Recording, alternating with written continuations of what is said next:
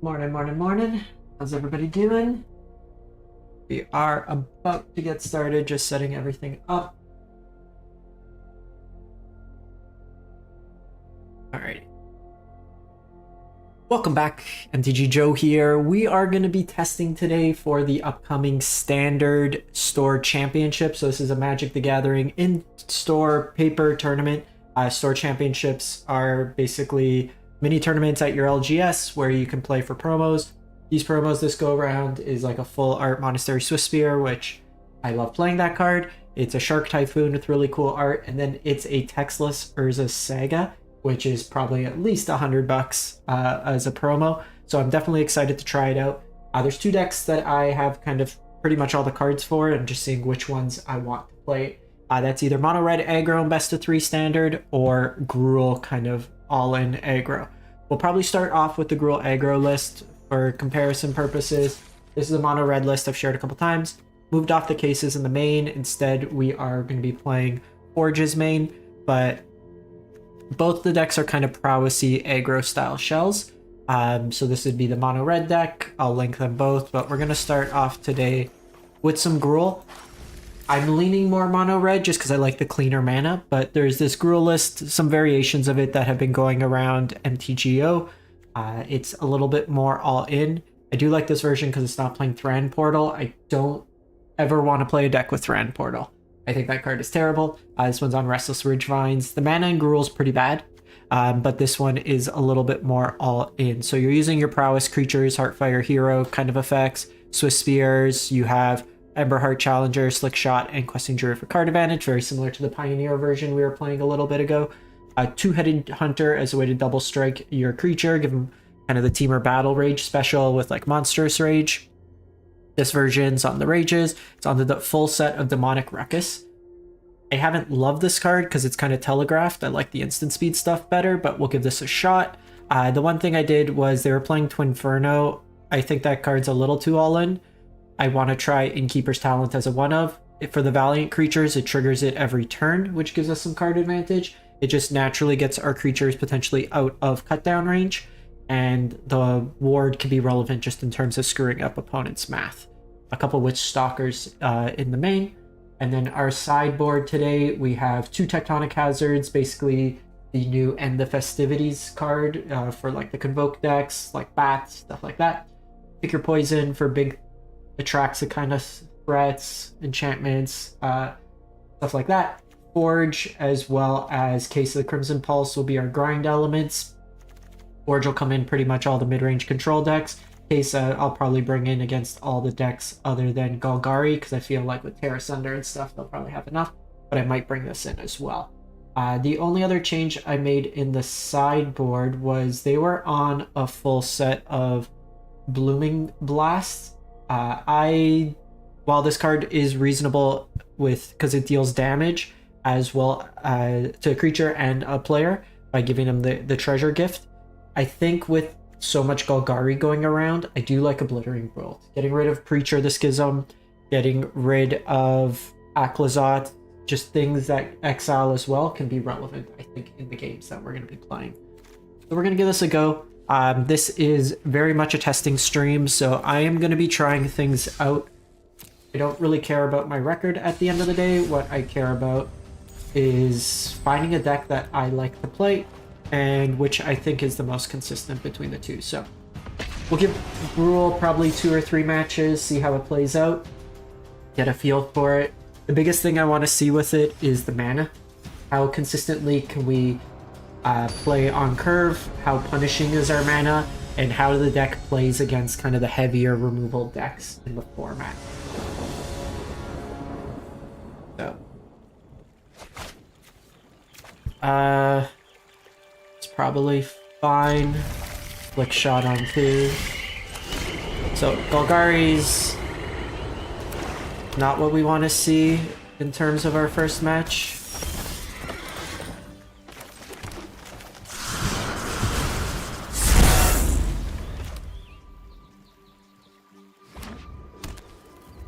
Bronco here.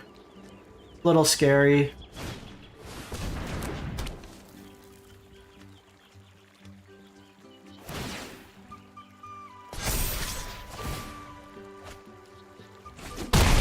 That's when you want them to be punished.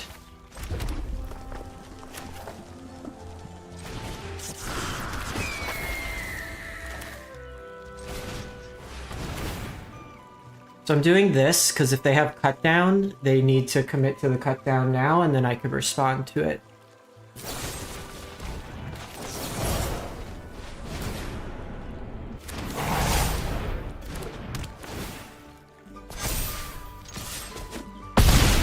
So that takes out almost half their life. I can use these questing druids this turn. Yeah, so they had to go for the throat.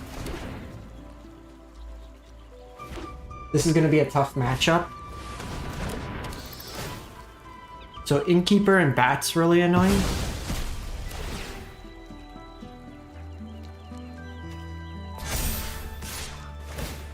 Pain. 2 more damage through. So...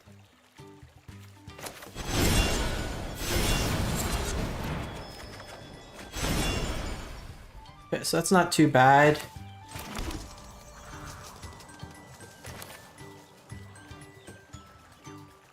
We're definitely playing out both of these. The problem is they are able here to gain 4 life with the Innkeeper's talent. So I think this turn...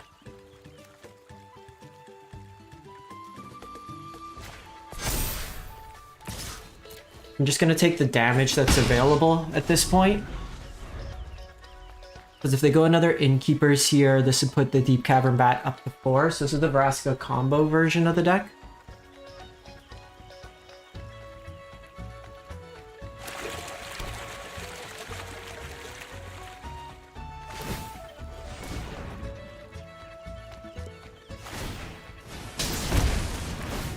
So they likely have Vraska in hand.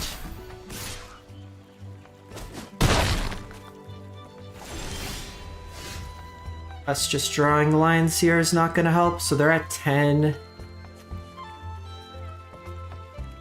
Not quite enough to get everything going.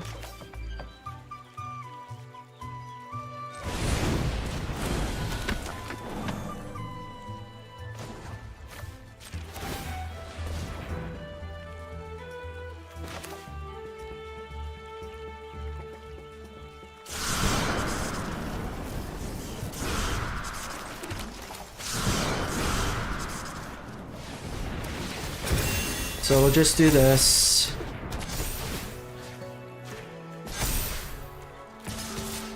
We're probably like a turn too slow here.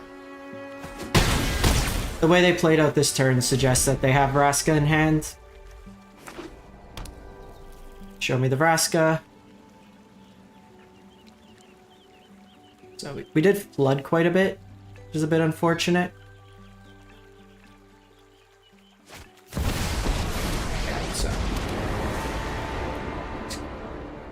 Okay, 18 poison.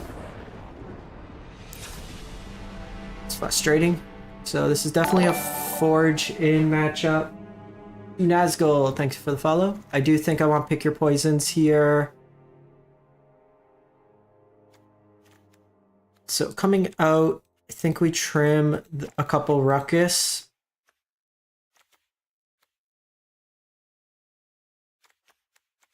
I usually trim a couple of like the pump effects. I think we get rid of Two-Headed. So we still have protection. We have pick your poison kind of effects. We could deal with their creatures. I might want to do one case over a questing druid. So one of the things is with this deck, when you kind of board up, you have to be a little bit more mindful. I think I'm going to get rid of the Witchstalker Frenzies and play Obliterating Bolts instead. I don't really want to ramp them because they can take advantage in this deck. So let's go like that. Sticking Forge would be big in this matchup.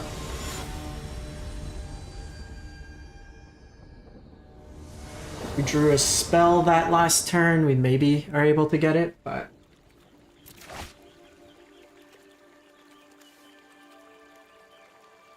I think this hand's fine.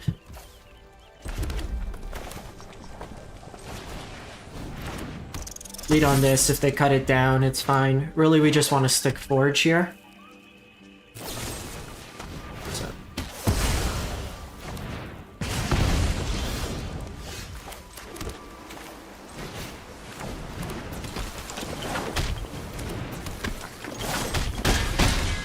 Land will be nice.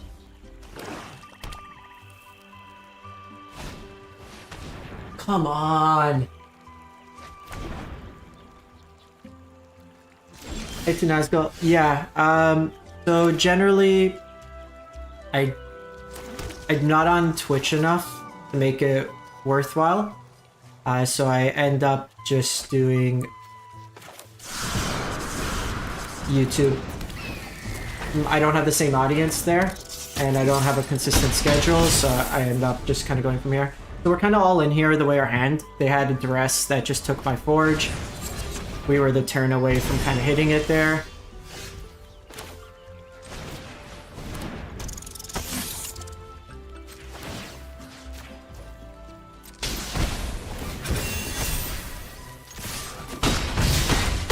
Okay, so kind of did that. I have more of an audience here on YouTube, so I generally like to kind of do it more here. So I think I might just want the second case. Do it kind of like that. So that was just a dumb creature, throw him on. I did do Twitch at one point, but because I don't do a consistent like gameplay schedule, I tend to just focus here on YouTube. Okay. Need a land. So this is actually an interesting line because we have the second.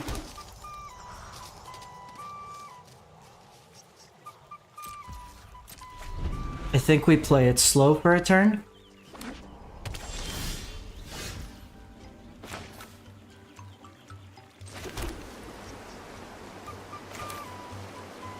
So I can get Forge going, but I think we lead with this.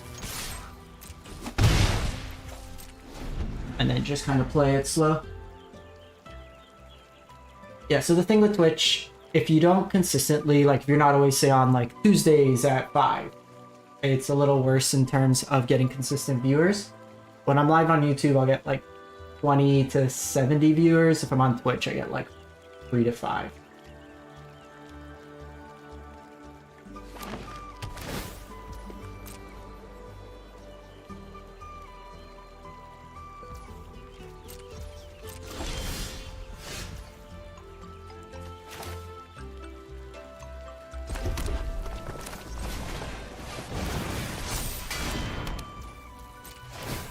Not sure what's in opponent's hand, but we will play it slow. Thank you, Sean, for the sub.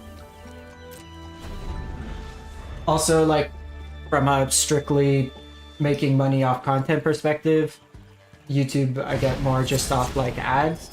So I would rather just do it like this. That way I don't have to, I don't like asking people for, like, money.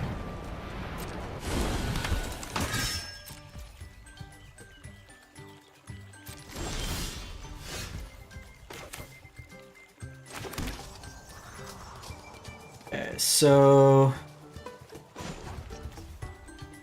let's do red, red.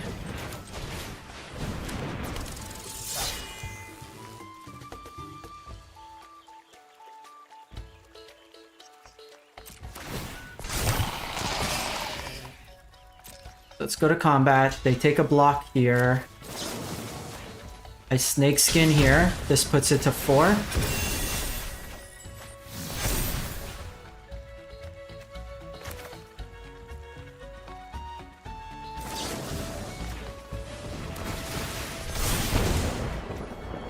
And then I have another protection effect here. So even if they have Vraska here, we're still in a good spot. Opponent kept a really weird hand. I don't know how you have like 6 cards against Rule and just not keep a hand with removal. Choking Miasma.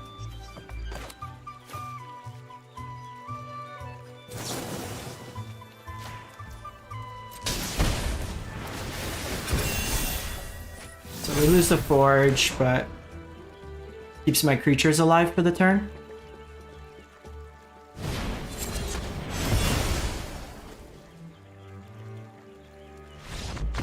Got him.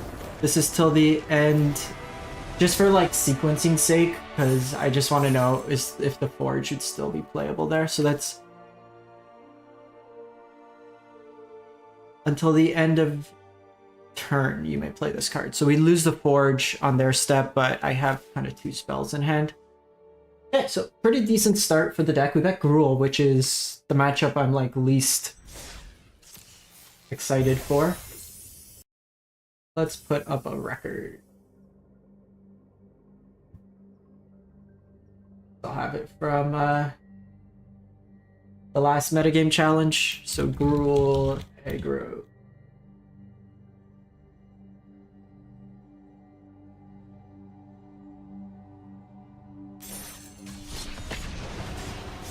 Realistically, that was mainly a mono red win in a lot of those games. Like we didn't really get to use any of the green cards there. I guess Hunters, or the talent in game 1 almost got us there, but they had the really good kind of bat life gain, have enough to hold off combo kill.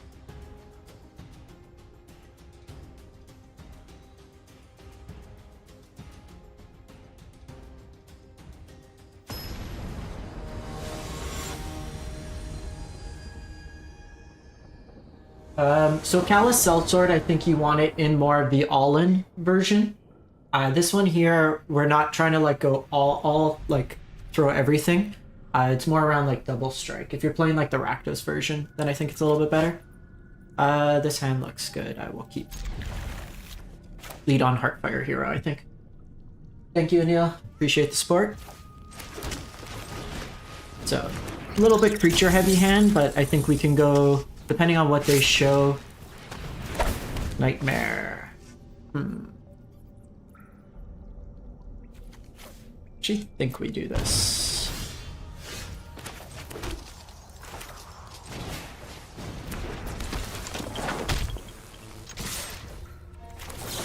I'm just gonna do this now, because we get the prowess damage, we get a whole bunch of damage in, and if they kill this, we still get some life. This is gonna likely be the heavy discard deck.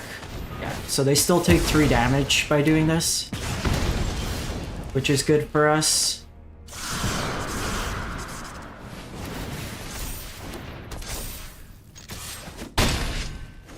My goal this game is just push as much damage as possible, as quick as possible.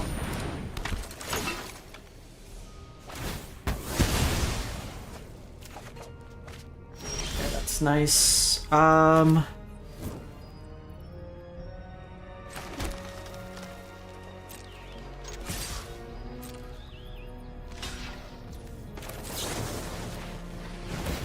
Just go face here. So we'll end step questing Druid on them. They're at 5. We've used 1 shock thus far, but we have a lot of haste threat. They might have Beza. Carrot Cake's not bad. Gives them a creature. So this is Black-White Viper, most likely. So they can't quite Viper this turn.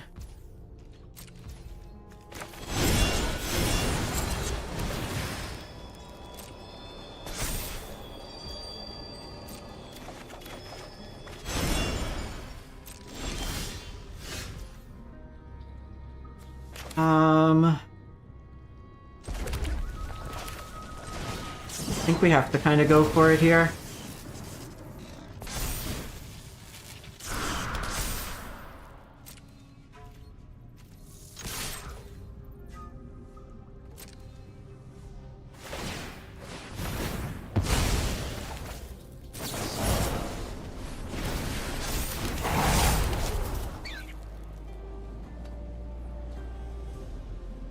They go to 8. We have 7 damage, so just a little annoying here.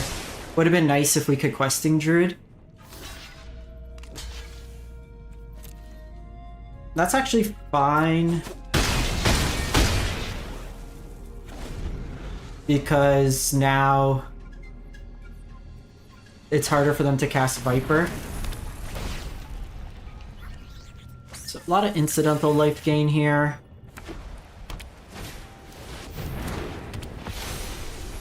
So Guardian gains them 2 more life.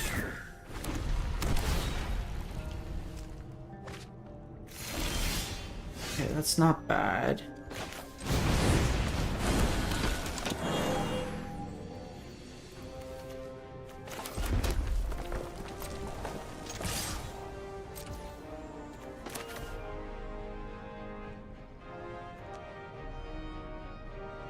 Gets in 2 more points of damage, which is probably fine.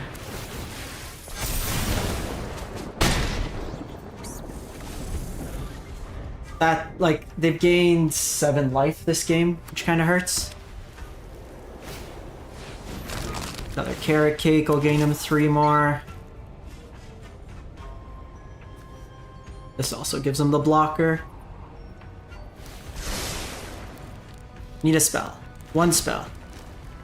1 spell.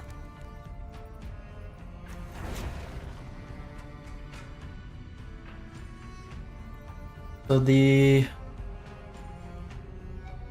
don't have enough to craft yet.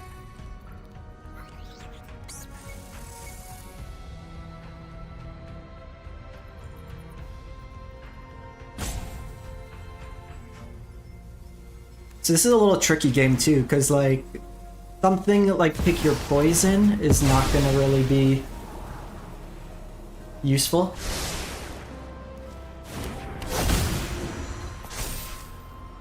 We'll lose 4 life.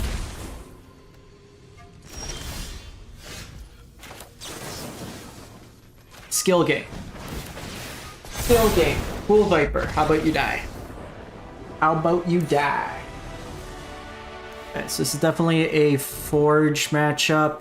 So the one thing of concern that we saw is they were mainboarding Lauren, which could be a little bit of a pain.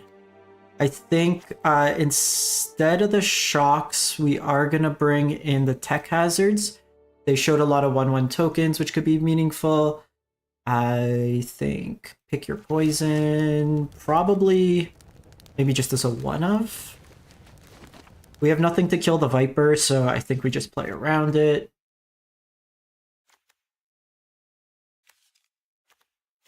I don't know if I want to be kind of all in that effect. They're likely going to have more removal post-board as well. So trim likely a Ruckus, trim a Rage. I think if we're on like the Case plus Hunter plus everything plan, we cut the Hunters. I might just want the Shocks still.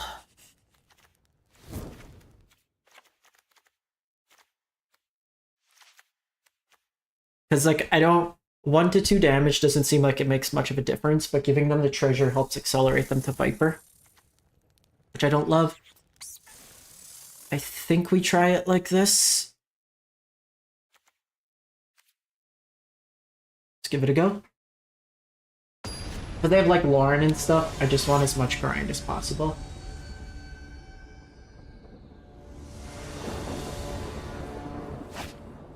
No.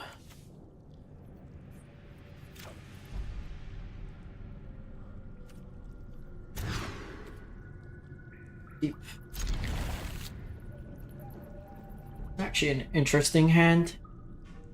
It's like I probably want the density of creatures. We could put the spell back. With Case, I actually think we put Slickshot back. The reason being I go Mouse into Mouse Shock, or in this case we have the Rage.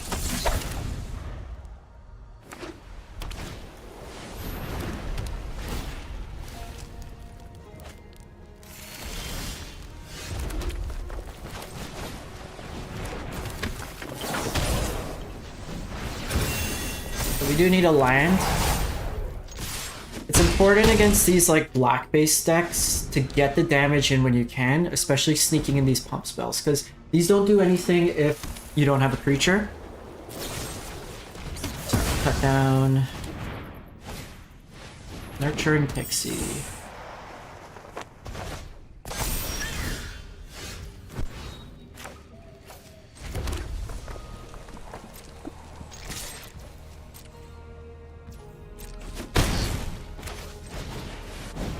I'm just gonna get Case going. Even if they have Lauren or something, it's a draw. Yeah, that's the worst case. Because we can't get the Case active next turn. This loop's pretty cool.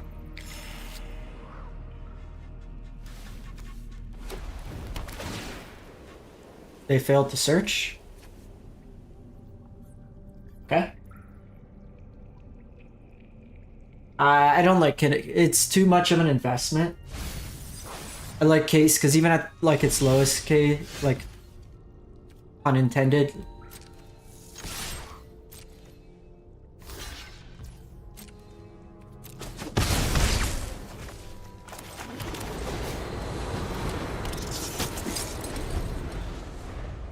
So they could have like,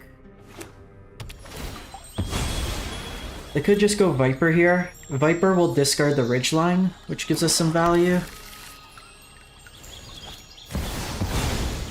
Gets us closer with this Case.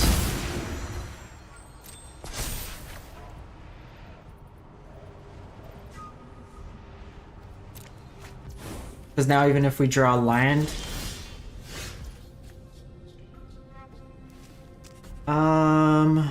so I can flip the Case, which is nice at least.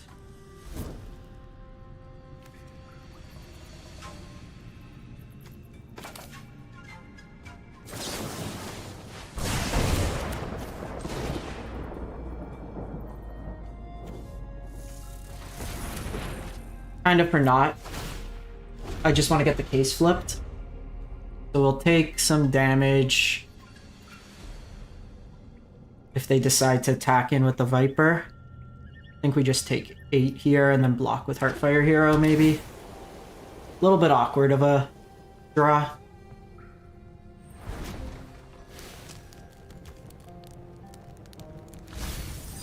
Okay, so they're on Braids.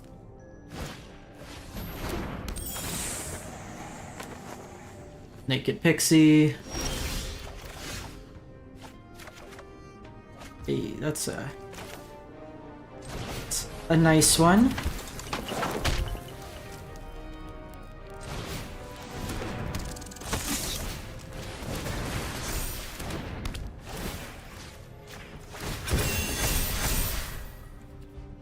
So no attacks this turn. Try to refill our hand, get another pump effect. At the very least, my Heartfire Hero. Oh no. Oh no! Okay, so if we saw Lockdown, then...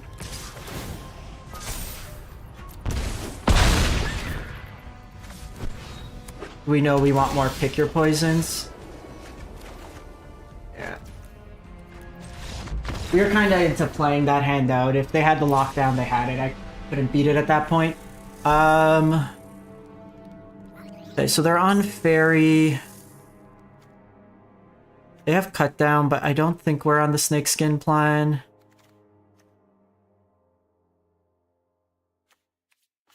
Especially with Lockdown, I don't think I want Ruckus. So probably Pick Your Poison. I don't even think we necessarily want Bolt. I think we just play the Shocks.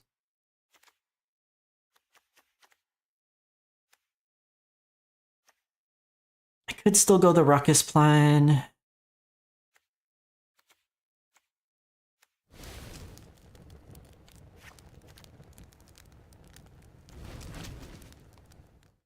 Keep one.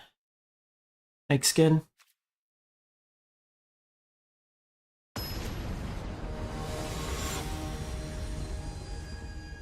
Yeah, case dodging it is good, but it's also just that was a like 6-for-1 does. I can't really do much in that case.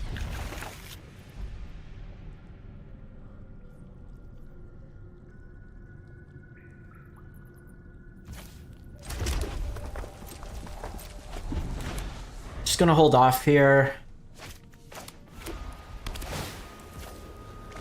So we lost a point of damage, but they could have had a cut down. I guess cut down would have hit me anyways, so doesn't make too much of a difference. So, notable, lost a couple points of damage there, but we'll forge next turn.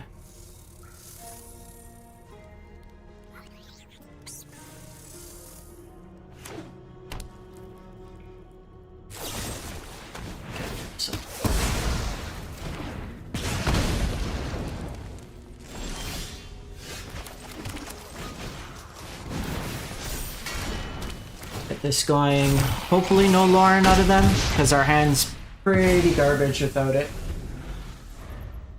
This is kind of a interesting, they gain a lot of incidental life.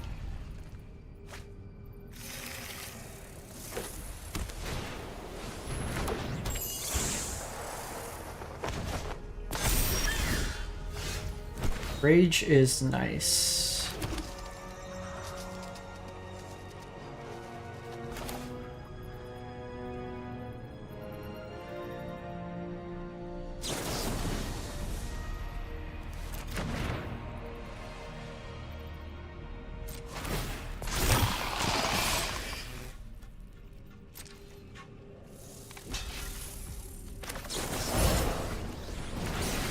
I think we do this.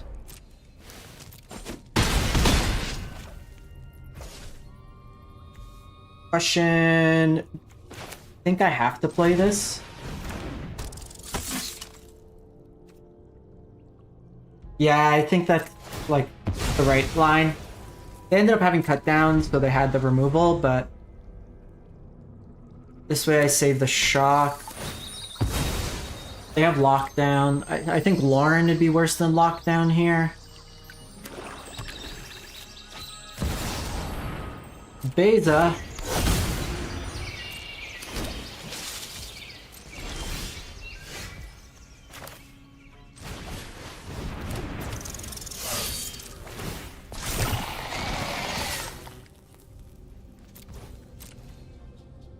I gotta just trade with Beza here.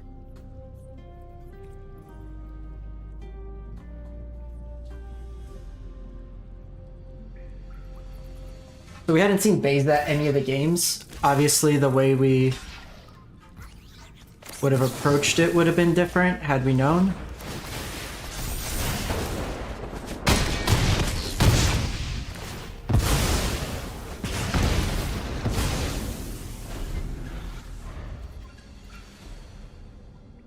But they gain a lot of incidental life this deck. This seems like a pretty bad matchup. Ah, that's like the worst. So bad.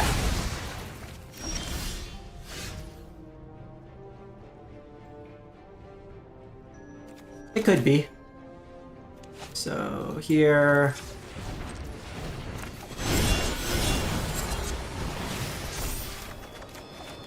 Oh my god.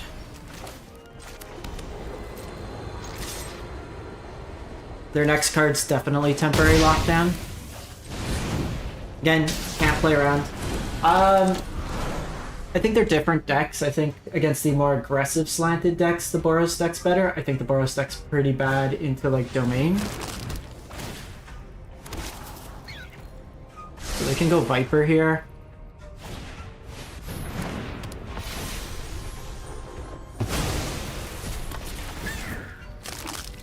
Yeah, we're pretty dead here. Especially when my deck doesn't want to draw me card.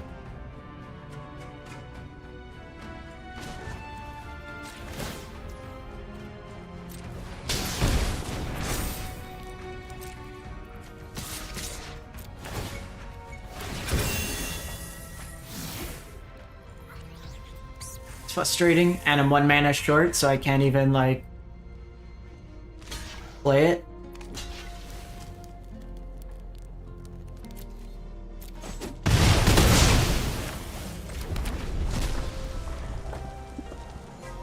Like, we're not out of it, but like a Viper's bad here. This Clay Bricks can also be bad. There's that Viper.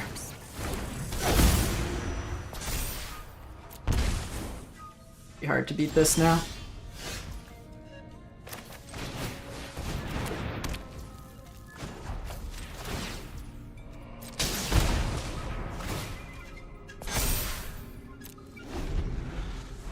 Going to be hard.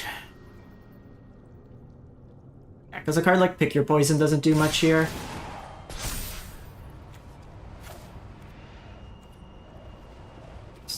I'm dead. I take 13 exactly. I have to blow. Hey, Mappy. It's going alright. We bet Golgari. We lost this like black-white Viper deck. Seems pretty bad into the, like, that deck just gains so much incidental life. 6 toughness, like a 6/6 that turns the corner pretty quick is bad against us.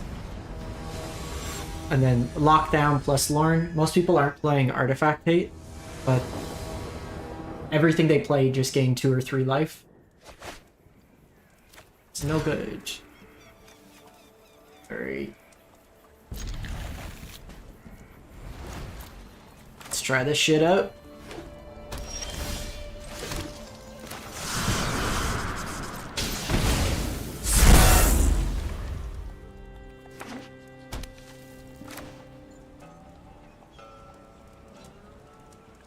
So, against another Golgari deck. So the mana's been up, like, thus far.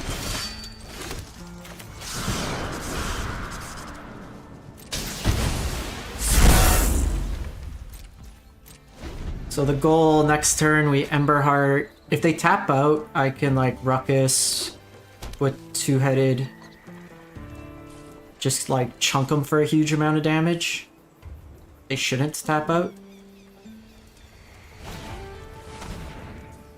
Aha! No spells.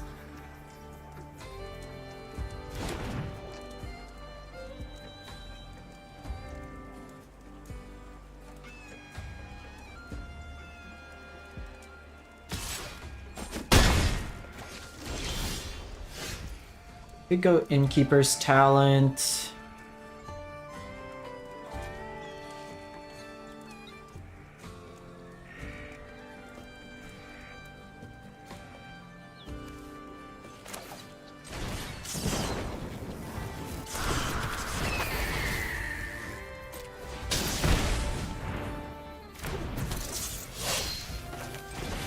I have to do this. I don't really get a choice.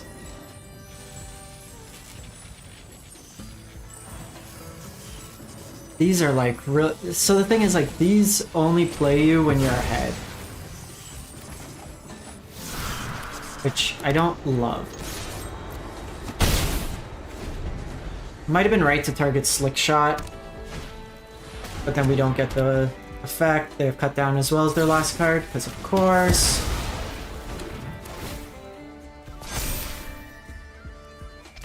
We've taken a lot of incidental damage ourselves.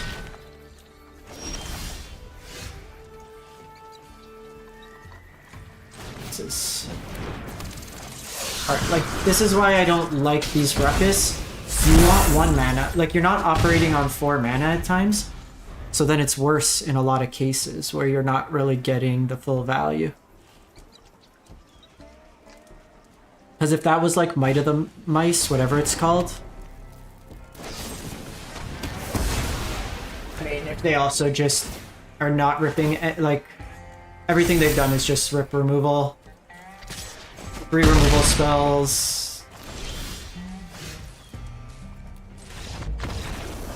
There was maybe a line there, but even then it was kind of rough. Okay, so bolts in. Ruckus out. We saw how terrible it can be there. Do you think I want Pick Your Poison? 2-headed Giant could come out. Like, they're just awkward at times, some of those cards. What else should I cut?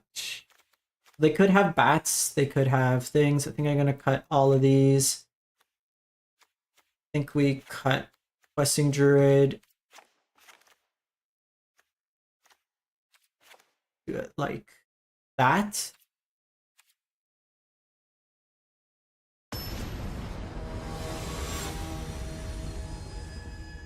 Yeah. I know. I think we're gonna go to mono red after this.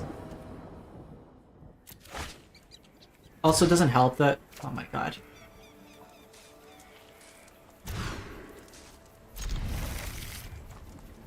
Love that for us.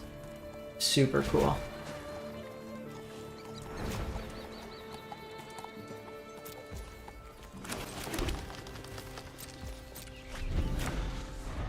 Nothing quite like the game deciding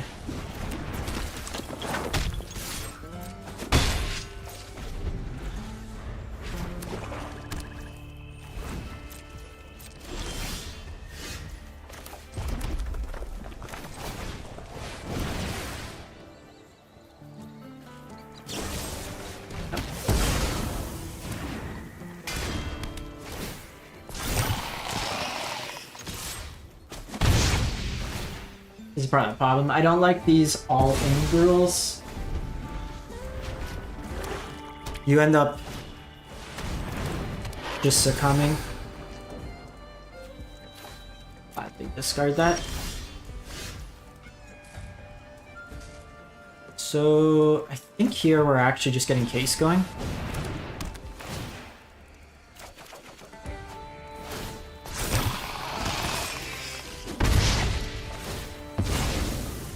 Because like we have the grind engines going. Bad if they follow up with Shelly.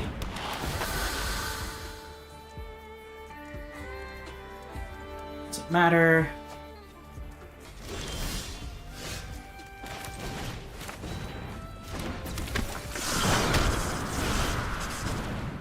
Just gonna play out the stuff here. At this point, we're just racing. I guess it does let them use their mana, but their mana was going to be used on the Swiss Spear anyways.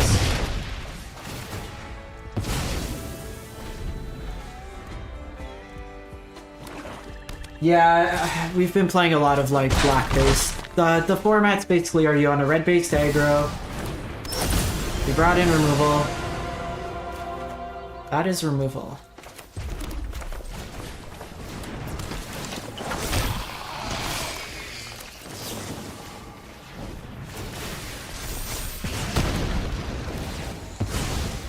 That can help the race. They do need to commit. Now we get this going. It's like you choose either cut down, go for the throat as your kind of theme. You choose white-based Sunfall, or you choose red-based aggro. It's kind of like the pillars of the format right now. So 2 cards. They could activate Temple of the Dead. They could activate Restless Cottage.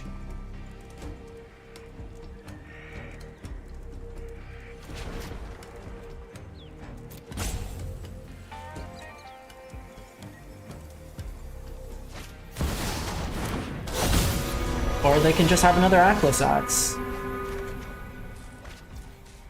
And my deck decides, no, Joe, you will not.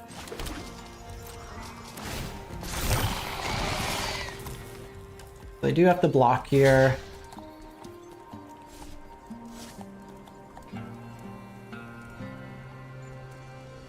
Is this legendary? It's not a legendary land. They do have to block at least one.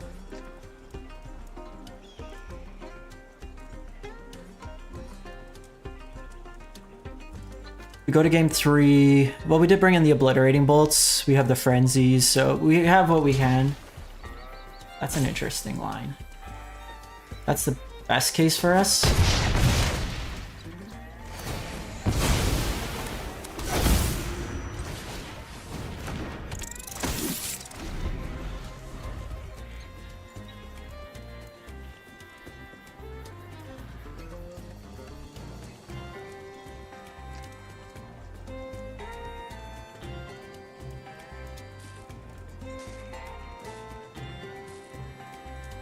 Because like they'd have to spend the turn. They could have like Terra Sender.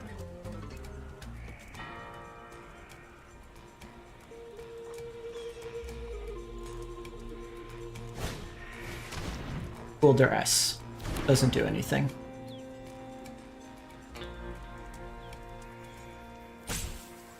The rest is a very limit. Oh, come on.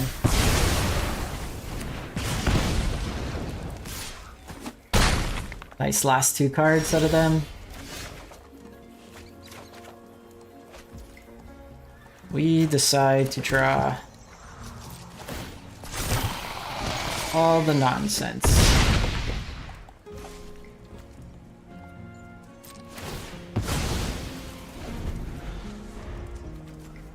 We couldn't have drawn that when they had the Aclazats out. No, we draw 2 of them after the fact.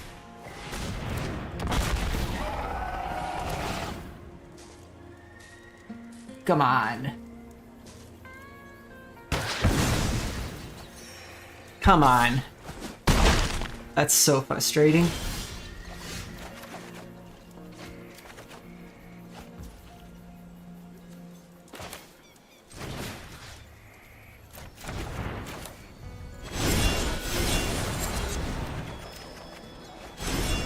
So we did hit Forge.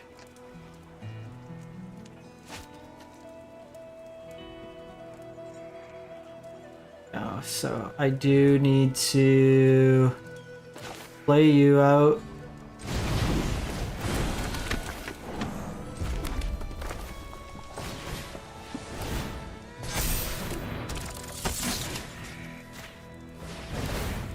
Do that because we are dead because they have the land here.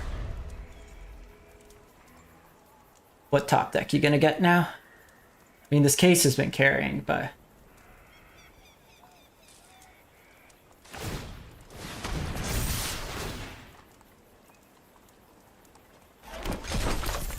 yeah, it's a little rough. I think we just block here. Try to go for lethal.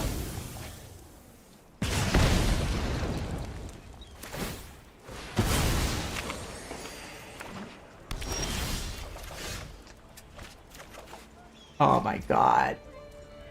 Okay, well, if you're drawing 3 cards a turn, how many lines have we drawn? We've drawn over half the lines in our deck. Okay. Let's switch to mono red.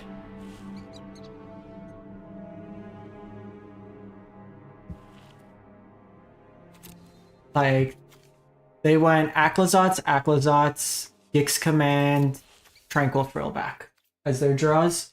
We went land, double pick your poison when it didn't matter, Heartfire Hero, like 5 lines. Not the best showing. It's too hard, I think, to just be all in. So this is the mono red deck.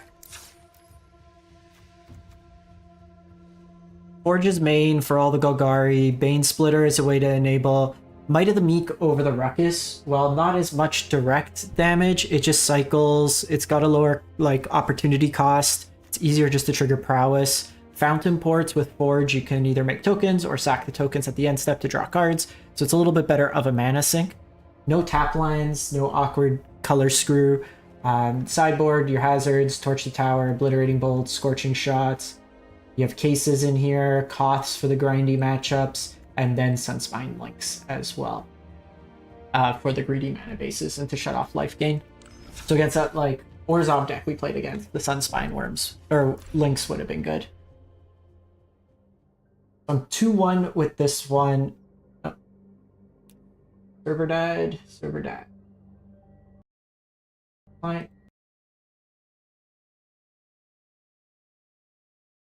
We got the game day I was using for the thumbnail. So I'm keeping the record. So mono red. I went 2-1 thus far with it, off stream. Lizards, fine. It could win, not consistent enough, I would say.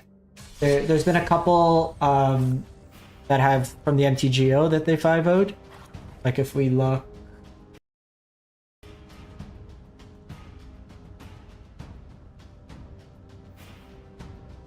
let's see, best of 3. Like someone got mythic with it. It's like mid 50% win rate. Kind of more volume of games than anything. This one, a goat. Try out mono red.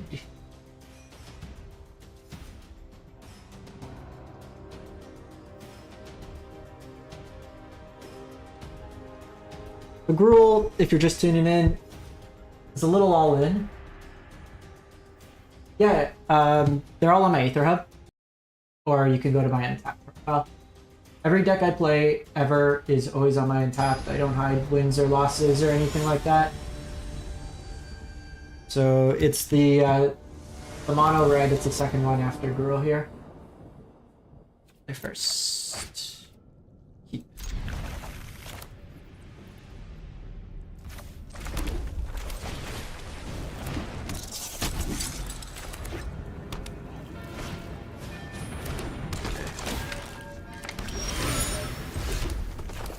Invoke can be a bit challenging. They gum up the board pretty well.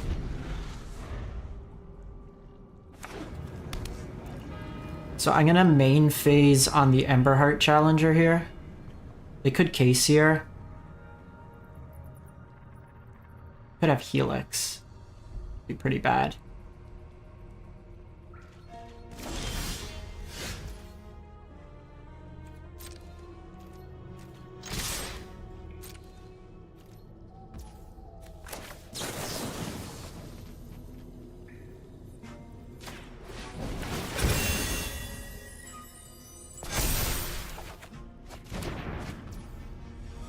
Fountain Port.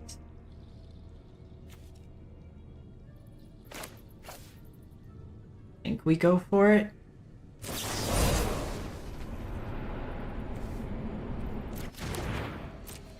Maybe not.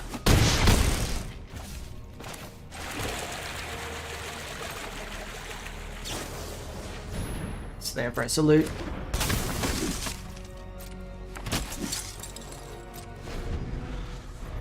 If they go like Imidanes or something here, I could Lightning Strike it. Yeah, so I've just recently tried I had the cases in the main. I switched to Forges in the main just because of Golgari. I think it's better against Golgari. And against Domain, it's a little bit better. Case is better against like Control and stuff. Okay, so this is Jeskai.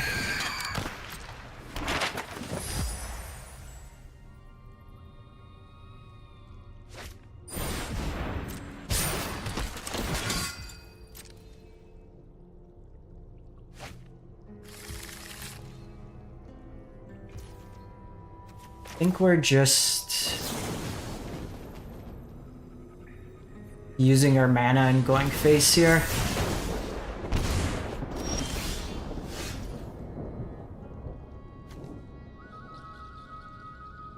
So the thing is,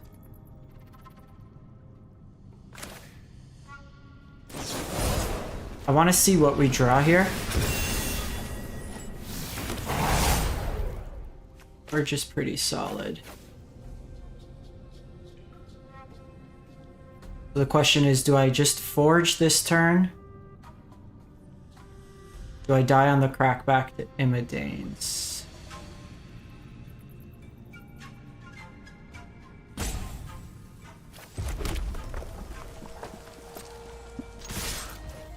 I think we might just be able to kill them.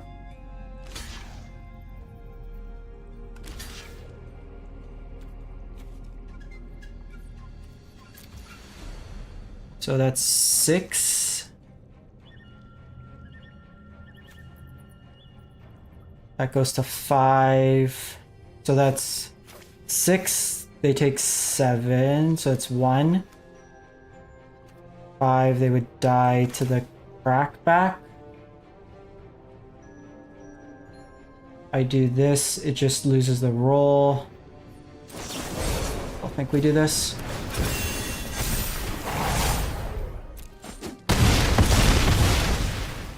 So this means that they can't activate blue mana here, and they can't kill my Heartfire hero. and they can't block my Heartfire hero, like in terms of killing it.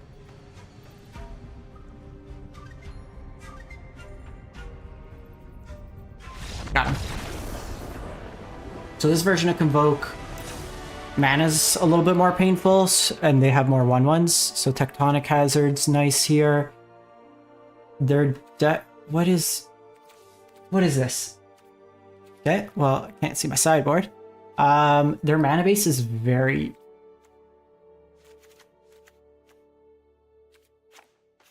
aggressive. So there's games like this where I do think shifting to control might be right. Let me just see. So you can kind of pull up here and just become like mid-range. Get rid of rages, get rid of mites, get rid of the Bane Splitter.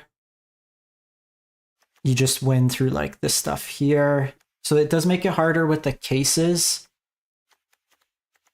So maybe we cut these. So by doing this, you do get a little worse. So maybe we kind of hedge. Go the mid-range plan still. So they're going to bring in more removal. The lightning strikes are fine. We have a lot of cheap removal for their stuff. Maybe we don't want the Sunspine.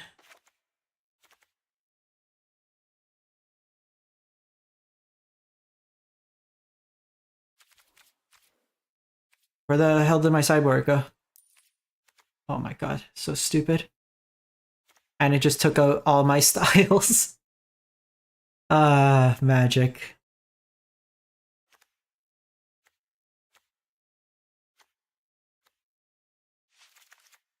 Probably overboarding. Glittering Bolt, Lightning Helix.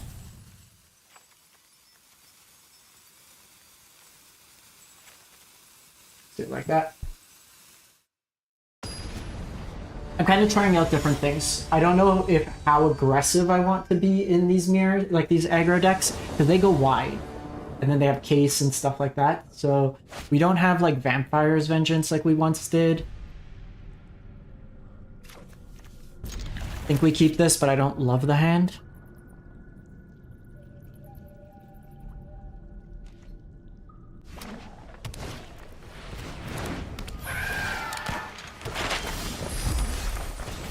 So I'm gonna go Swiss Spear here.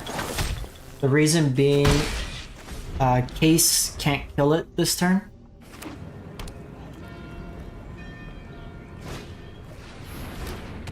Novice.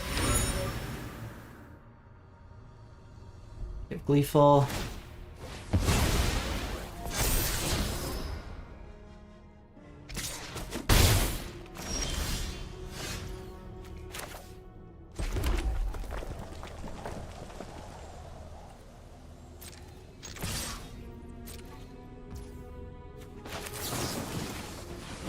The 2 damage.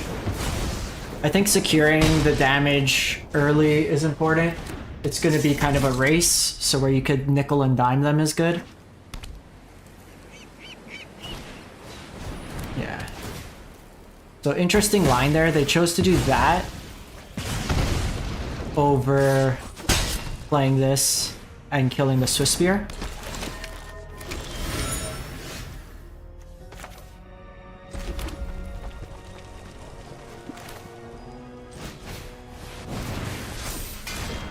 So the only way we get punished is if the last card is Imidane, or they draw the Imidane. If they do, they have it. But I think it's right getting this going, because next turn I can double spell. They always have it as their last card.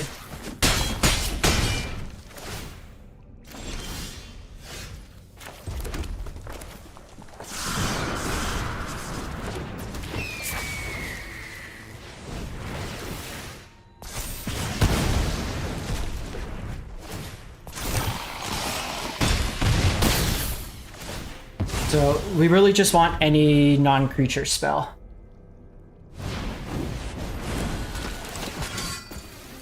Exactly. How is it always that they have double? Like there's... Always double. Think we're fine with this.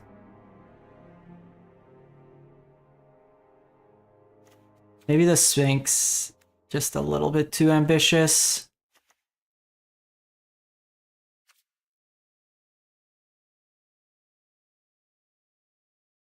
So they had to draw on at least one, if not both of those in those 2 turns. This is the only way we lose.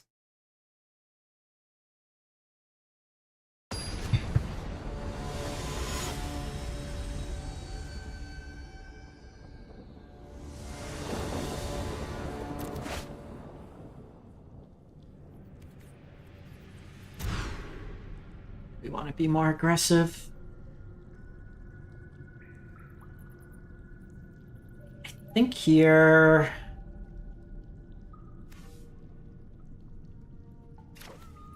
Put away Rage.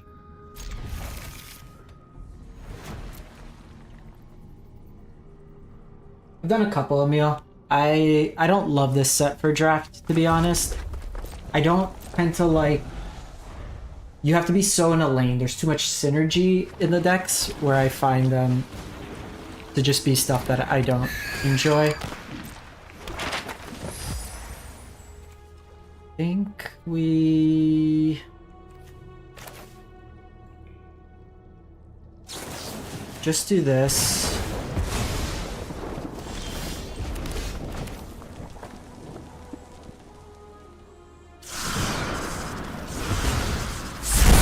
So I know Hazard would have killed it, but Hazard was something that the map could have gone on.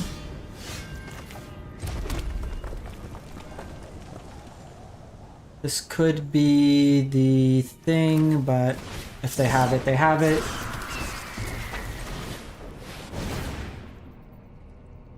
Hey, Ikra. It's just practice. I've been playing since New Phyrexia, probably like 12, 13 years now. So it's just a matter getting comfortable, finding a deck you like, an archetype you like. It's okay to move around. When I used to play paper a lot in Standard, I used to only play control. Now I play predominantly aggressive strategies. And Warden.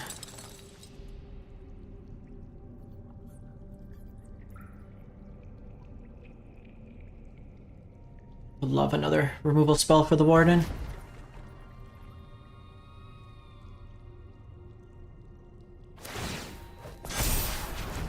Interesting line there. So they opted to tap that. Hey, that's nice.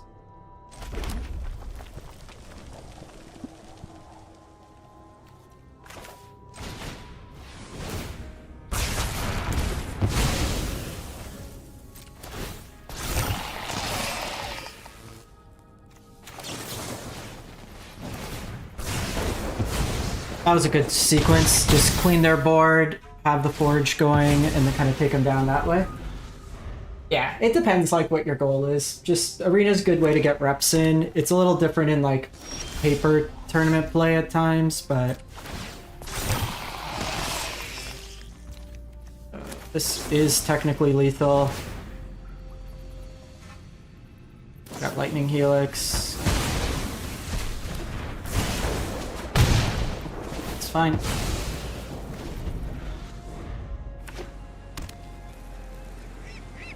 They're kind of flooding now. The Sphinx might actually just be like super reasonable against this deck.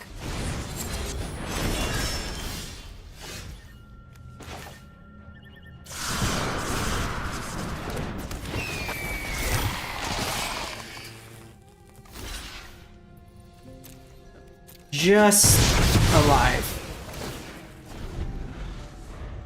But they need to draw pretty well here. Novice, and they're dead. And they are dead. Watch just died on me.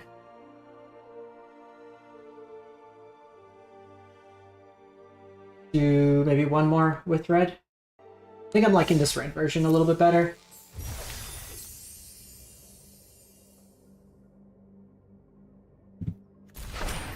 What I would say is we probably do want the cases.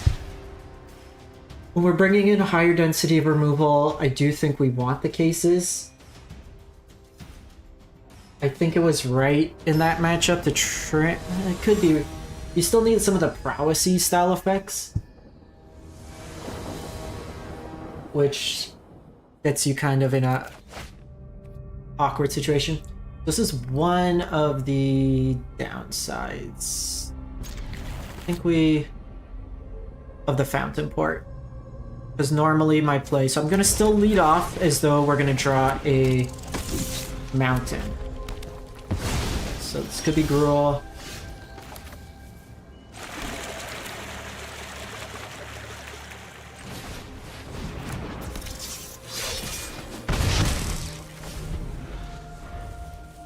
Yeah, generally I'll bring in both first control.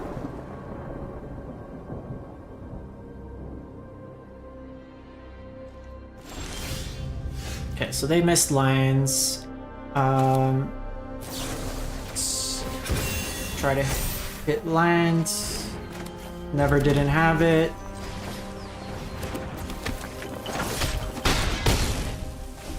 Yeah, so Case and Forge versus Control against Golgari. I'm bringing in all the having the Forges, having some.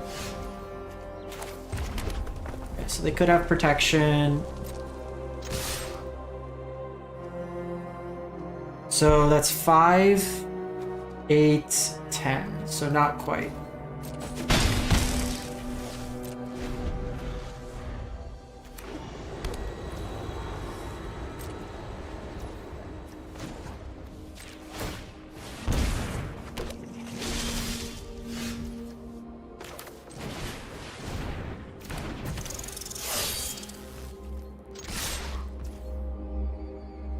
Think we...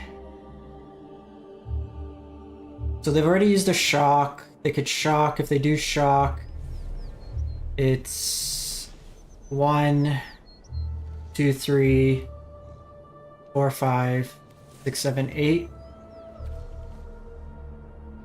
I think we just play it safe.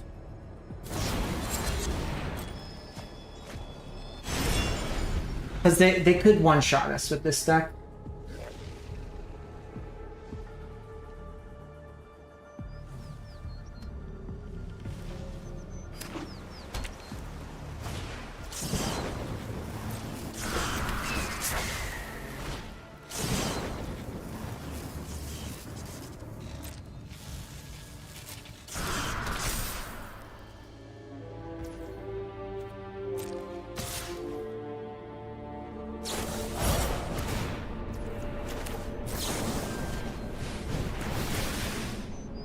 They have the protection, they have the protection. I can't beat that.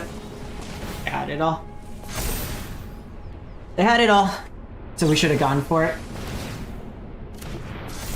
It might have been right to just not play Emberheart there so we could have the double removal. So there's a couple things we did wrong there. This deck's very all in. Like, we shouldn't have played the thing there. We either go for it fully. So we played that a little poorly, I would say. So, lessons learned. The flash stuff or the haste stuff has more utility. This matchup, we probably want to scale back. Bane Splitter could come out. Witchstalker's fine. Probably trim a Monstrous, trim a Meek. Yeah. Trim a Slick Shot. Yeah. We played that a little poor. That was on me.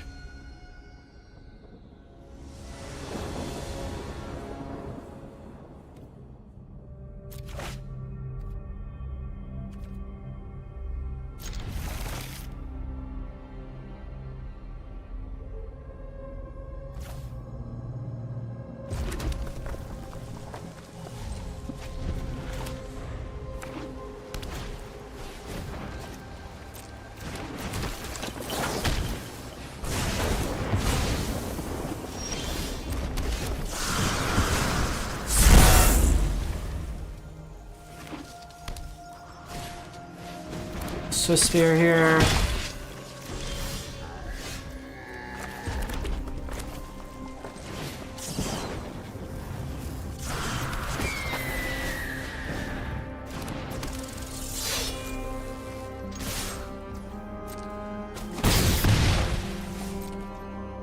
It's about being defensive, I think.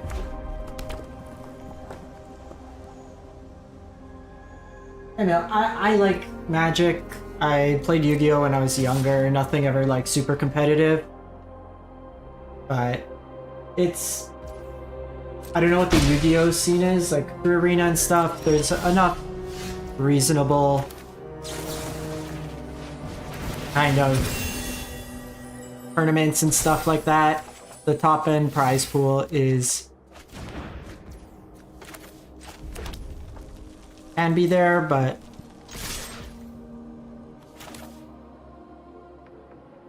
I think we're doing this.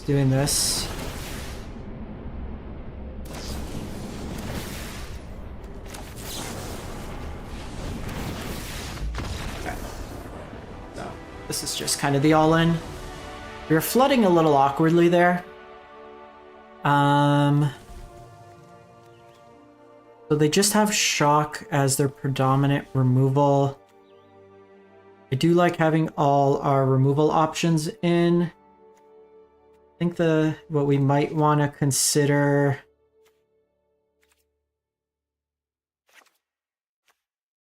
So I like this because it works with the mouse better, draws us cards, and it can get itself out of shock range with a spell.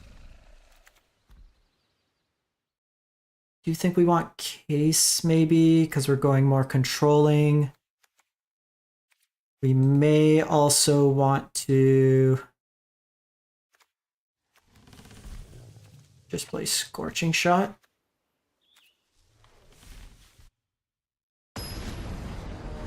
Kind of go from there.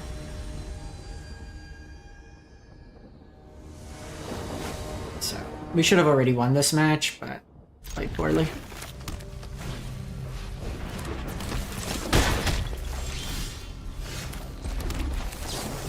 Always kill their things before they can cast spells.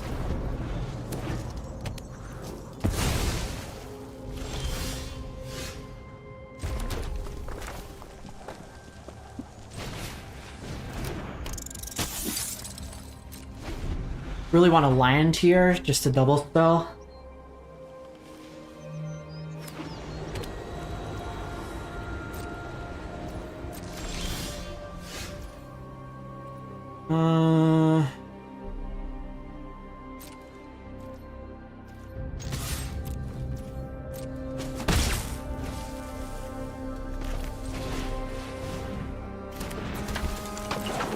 We needed a line there.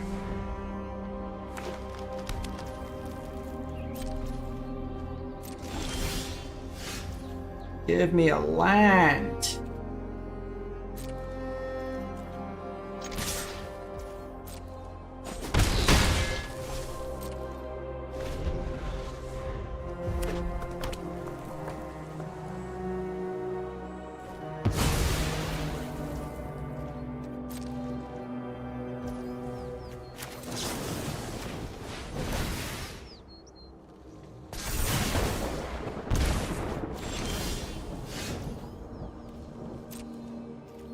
Last game we drew so many lands, this game we drew nothing.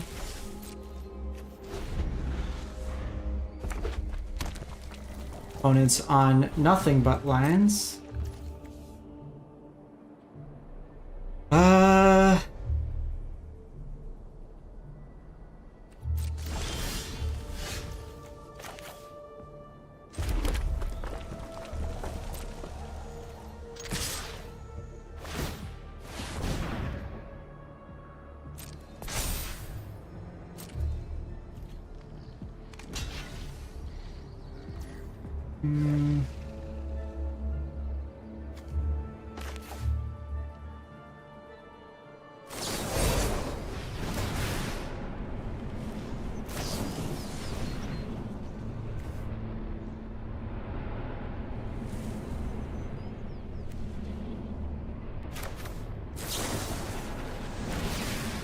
think we're doing this.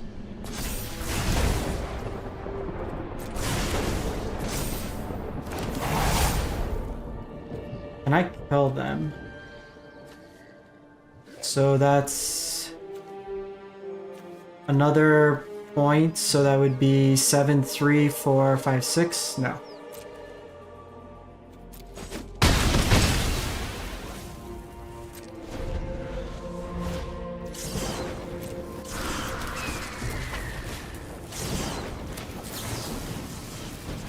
I do have to try to do this.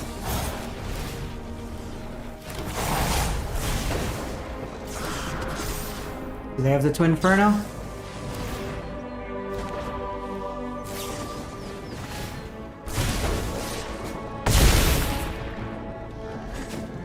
Aw.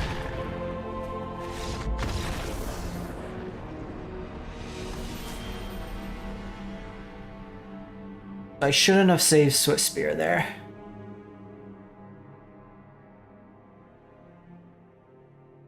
At which point was the lightning strike again?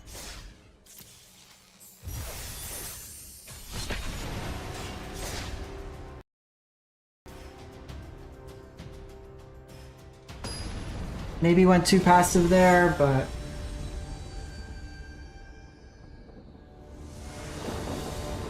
They had no card selection and they had the Twin Inferno's a one-of.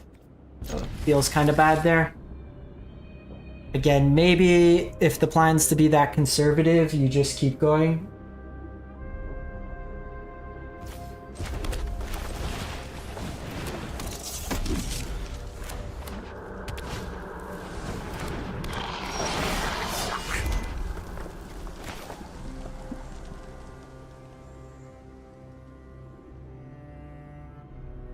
This version of the deck, we can get rid of Scamp, but...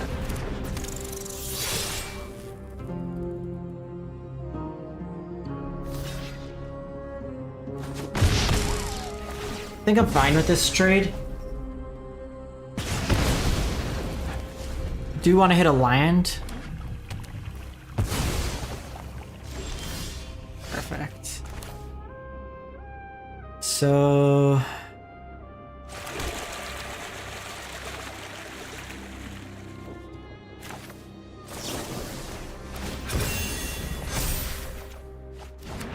I think we do this.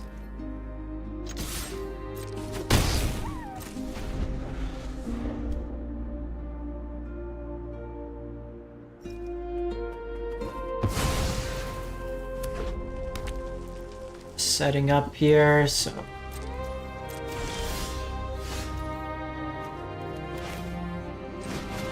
we're probably dead here. And just didn't work out.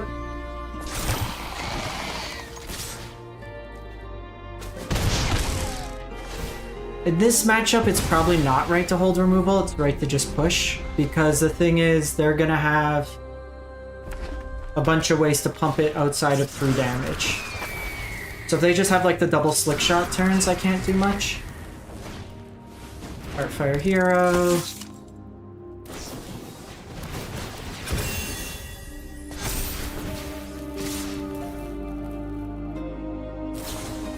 I just...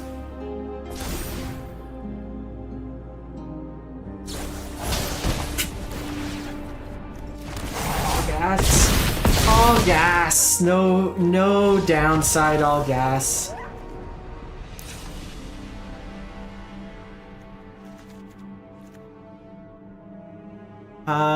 Tectonic Hazard's not going to do much here. Scorching could be fine. We probably want the Case over the Forge in this matchup. And I think it's just about us being aggressive otherwise. We want to play to the board as much as possible. Trimus.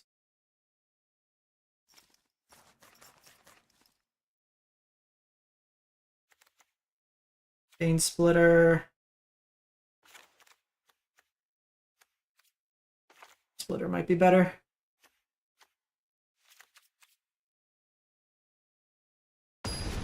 There's no point in plotting the bird there. You just gotta set up. The plotting the bird's not gonna do anything. On turn 2, like turn 3, I should have just played another creature out instead of trying to hold up. We just weren't going to do enough, like with the way the hand was set up. I think it's actually put Slick Shot back here.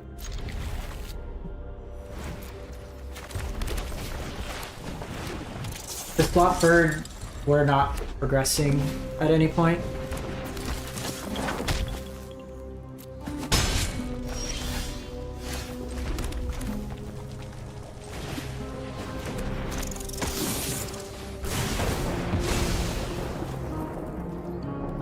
So things that what color are you playing, McFluffy?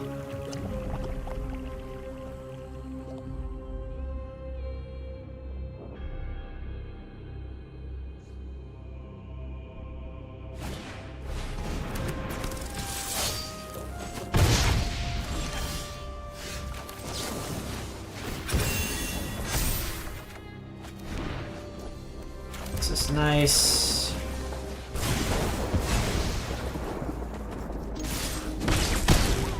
Because like things like Squee could be good, Pace, Forge, things that provide continual card advantage.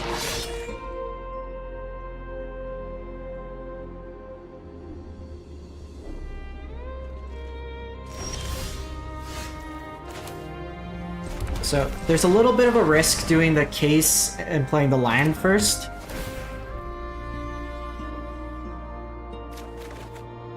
Because now if you draw another land into land, it's a little bad. Whereas we would have been able to come close. I think we just play back here.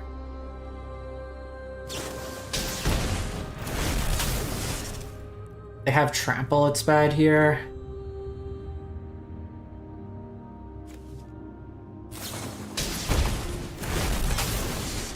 But I don't think I can beat the Trample anyways.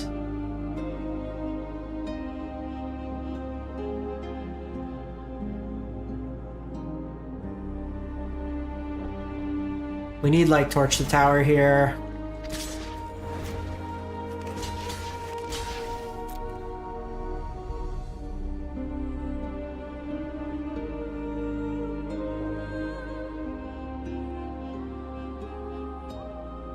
I think we're double blocking.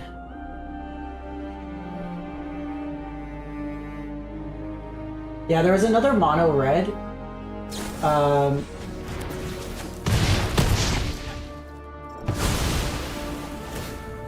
So they 7 us here.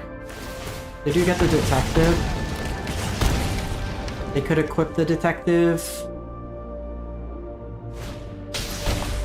Naturally another Scamp. This might have to be defensive. Ooh, that's good.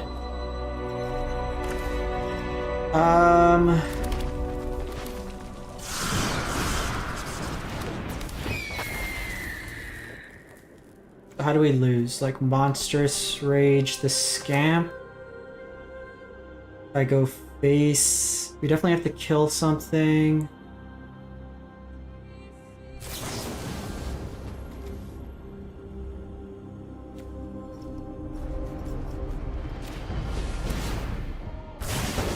That presents more like fear. Bailout's like good against heavy discard. It's just so Felonious Rage. I think we just attack here.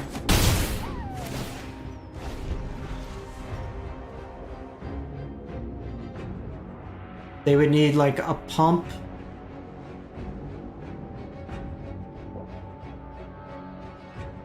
And a thud. I guess if it's land, thud, that's 4, that's still 8. So then we're okay. Yeah, there was a really lean to the ground mono red deck with Phoenix Chick. I love Phoenix Chick. Such a bad draw.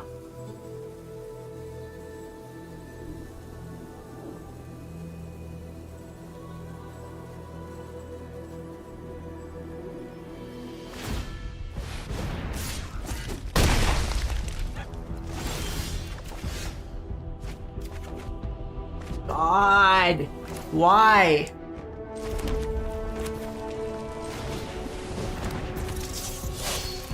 Literally a spell. A single spell wins us the game. Instead we just draw lines. Now I can't attack. And like, I added more spells. I actually took out creatures. They just have the thud. Wow.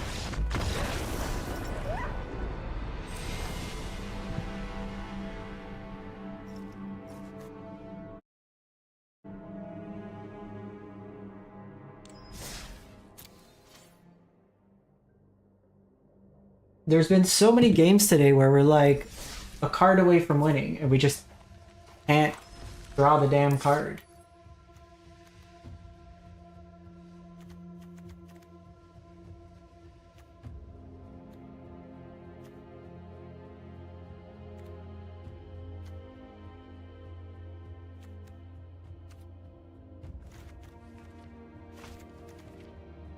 One to the side. Go up a second Bane Splitter. Amount of links. Try that out.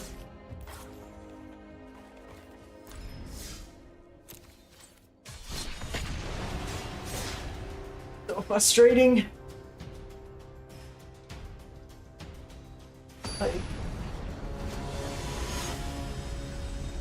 You play well. Hey, it's just, it doesn't matter.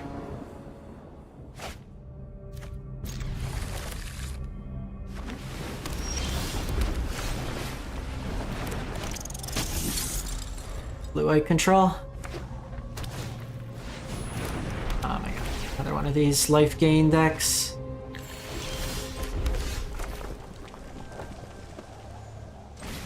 I'm basically gonna force them to have temporary lockdown here so I can try to drop Forge. Nah, I'm trying to play decks I have paper cards for because I want to play in the standard event. I don't have the Rakdos cards needed.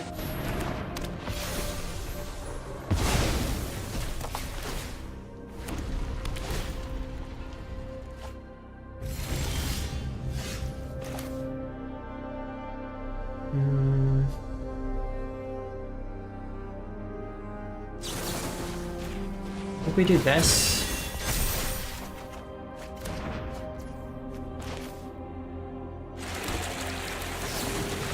Get rid of you.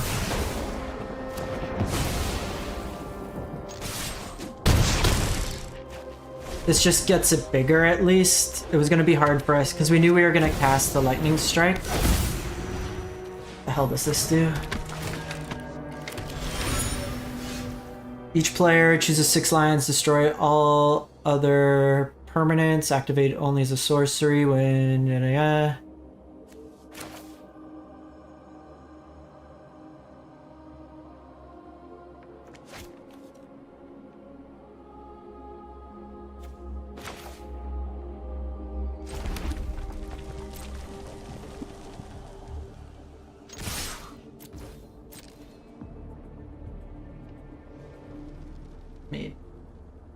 We're gonna force them to Silex here.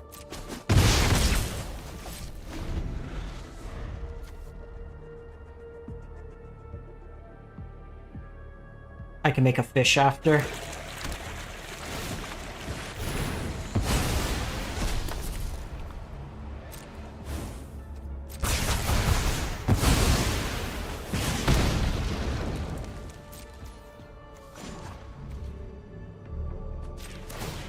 Go, my fishy!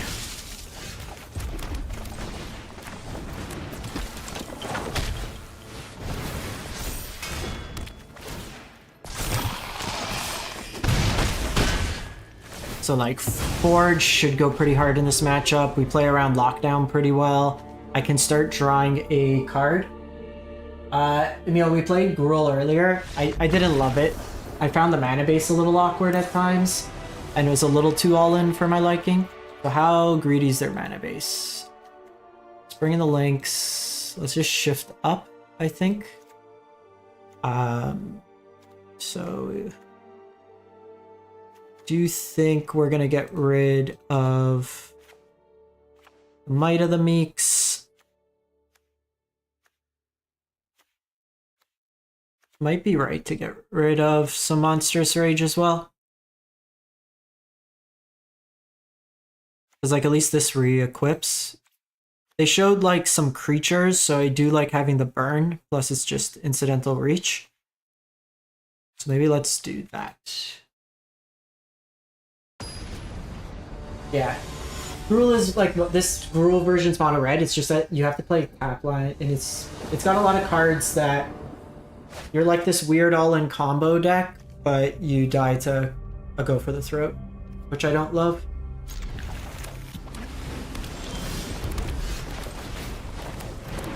So we'll plot Slick Shot here. Oh, cool. And make my Drool.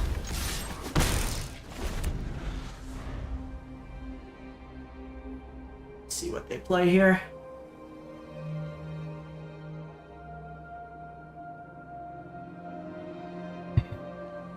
I'm just testing today for like the event because I got all the cards in the mail. So I just want to see what configuration I like.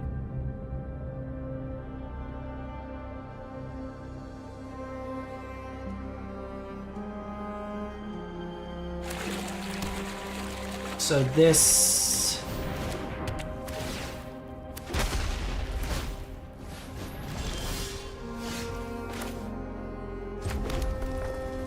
Whenever one or more non-land, non-permanent control enters the battlefield, put on target creature.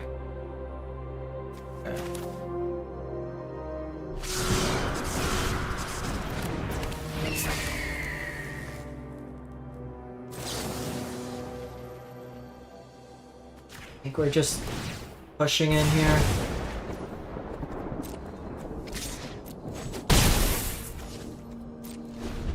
Wait to see what they do next turn.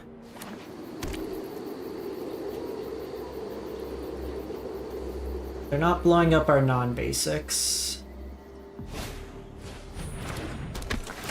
They can still activated abilities, so this would reduce by 1, so they can still activate the anchorage here, which is a bit annoying.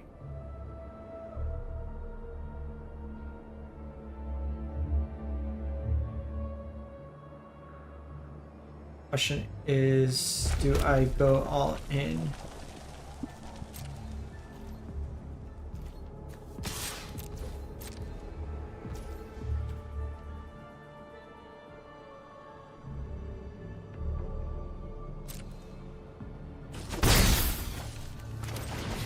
I think we do this. They could have the sweeper.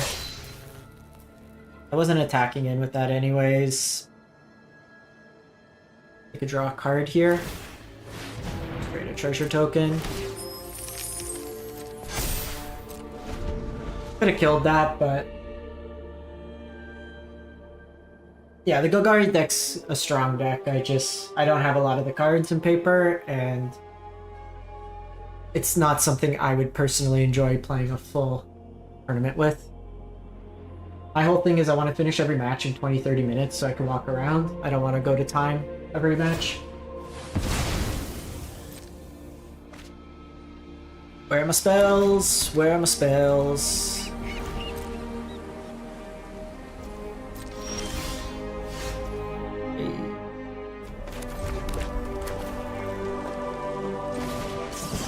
I think now we have to kind of go for it.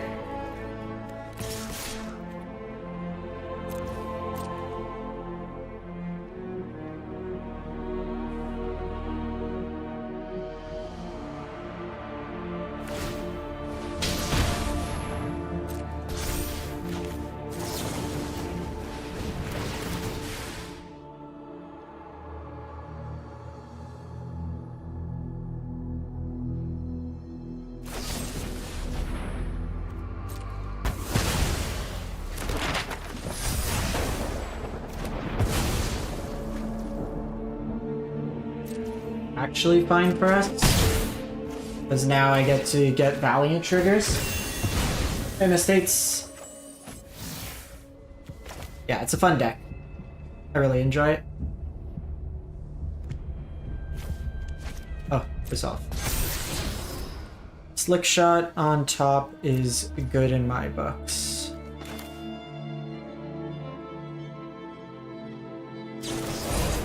So I'm gonna put this here.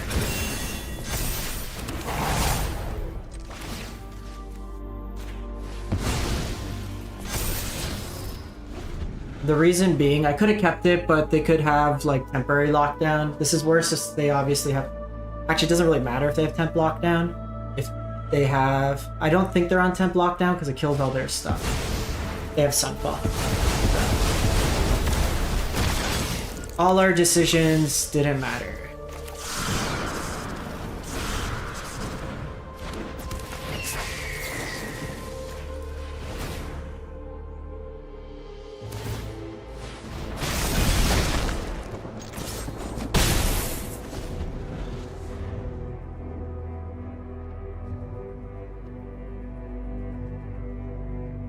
So we're open for a little bit of burn. Our Sunspine Lynx is lethal.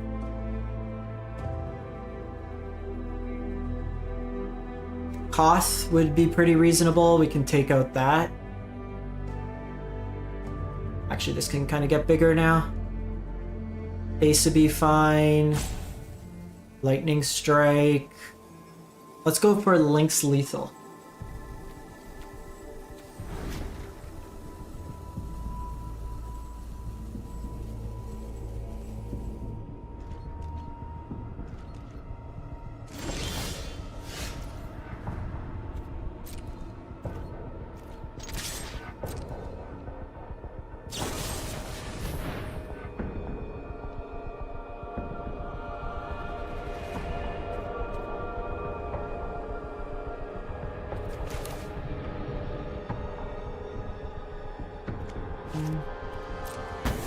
Just let that die. I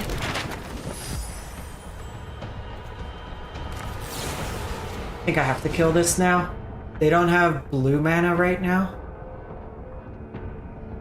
I just don't know if they're going to be playing a counter spell.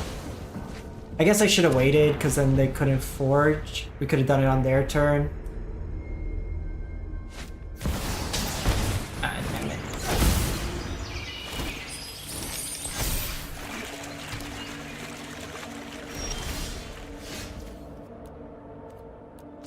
Game. With Beza, it's a little too much. So they have Bezas.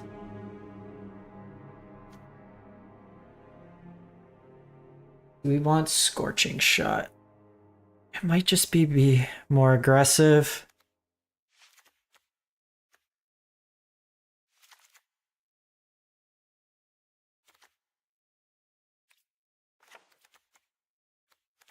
Get rid of Koths, I think. I mean, if we drew any of our, like, good stuff, we would have been okay. They have Beza, they're gonna have Beza, I think. We just go more lane. It might be right to play Koth.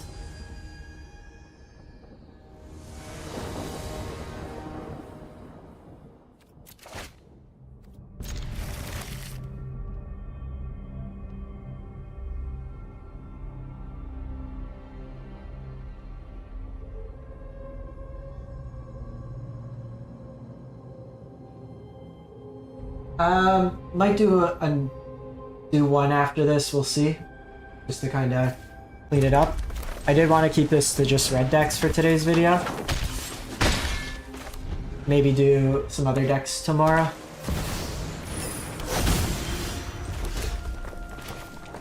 I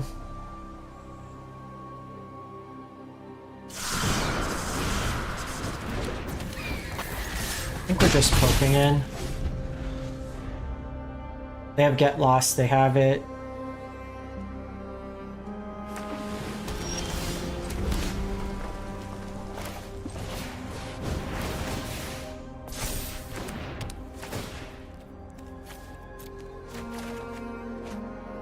Forge is nice.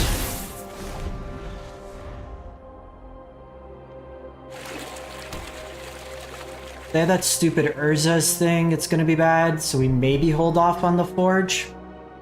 I don't get to flip my case though, so it might just be about pushing as much damage as possible. Because they would get the... Okay.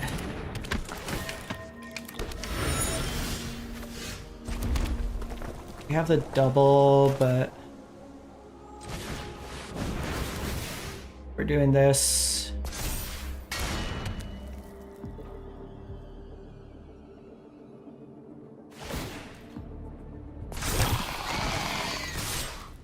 I basically have all the cards for mono red, Gruul, just kind of any of these aggressive slanted decks. I could come together and build the Rakdos deck, but I think that Rakdos deck is so all in.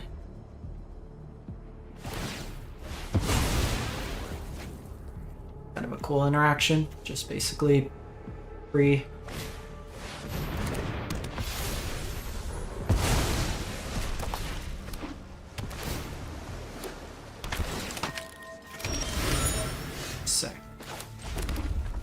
So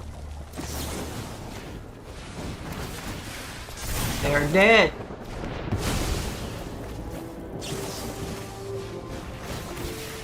Dead, I tell you, dead.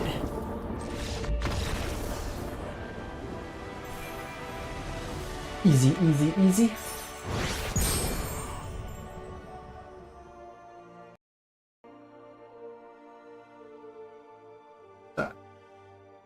I think that's kind of like where we got to be at with these. Just go super... Like, I'm feeling okay about the deck. Like, we've lost some weird ones. The mana base is really tough to splash right now. Because, like, realistically, there's only, for any of the splashes, like, if you look at the Gruul, you have to play a tap line. And they're pretty bad, like, the tap lines. You need kind of 12. Like, if we look at that versus, say, like, the Pioneer version.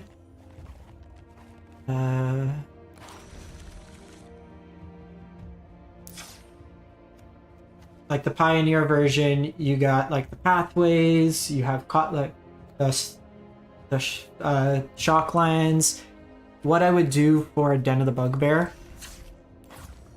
What I do want to try is one village. So I've been against this card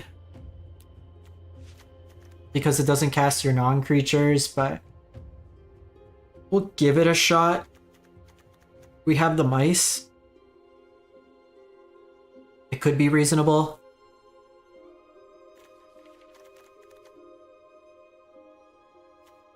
Kind of go from there. Question is, like, do we want the frenzies? Or just keep frenzies side? Let's try that out. Because, like, I would love to play Lightning Helix and then just have access to Get Lost in the Side, Rest in Peace if graveyard decks become a thing. Like, there's definitely ways to kind of... It's just... You either have to be balanced or do like mice where you can play a little of both.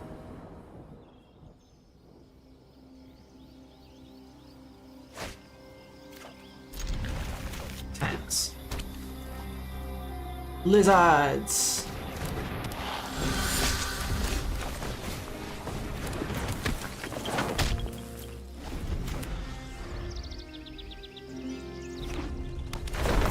This target creature gains trample.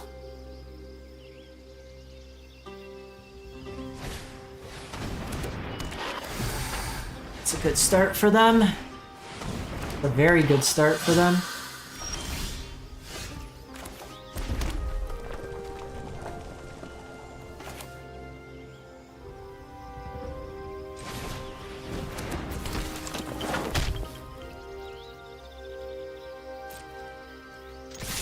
I think we gotta try to race them here.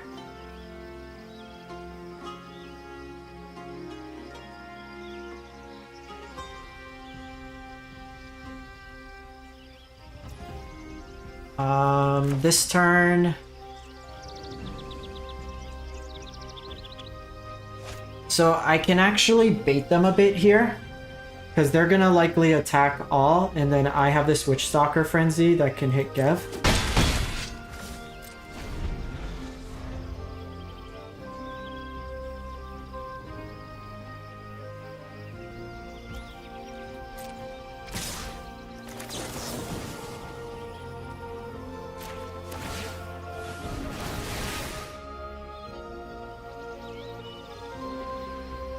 I mean, if they have some sort of weird protection, this could just be shut. Okay. That takes their full turn. I'm happy with that. Can I have another creature? Forge isn't bad.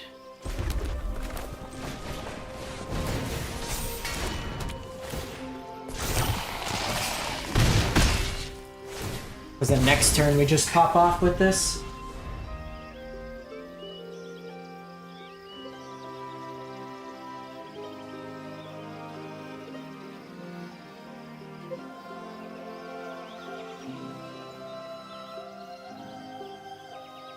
I lead with Might of the Meek.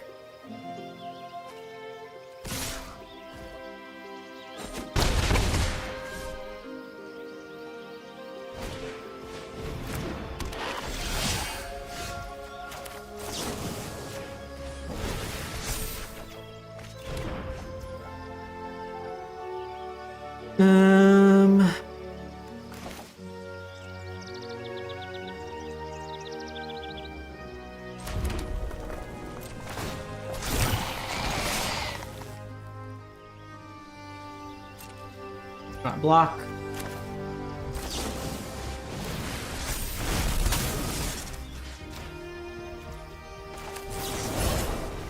Ah, no. For all the damage.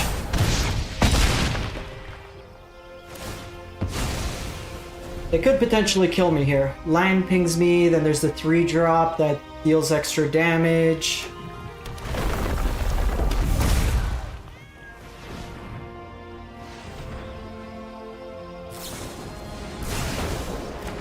Lightning strike there, that's annoying. Can I get a creature?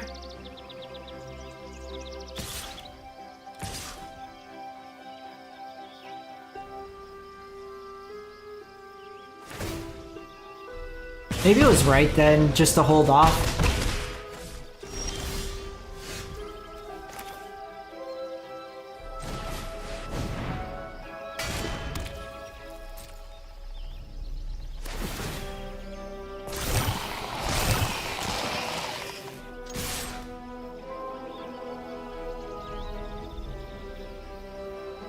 It's a weird game.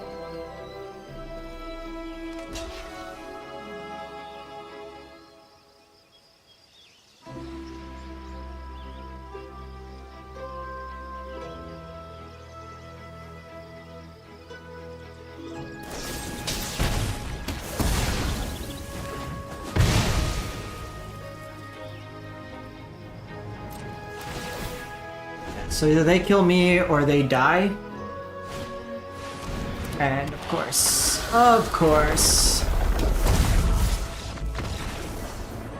Come on. Okay, so Torch. There are a lot of 2 toughness here. Bolts. Aces.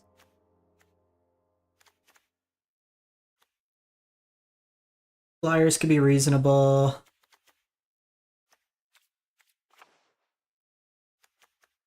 I think it's trim.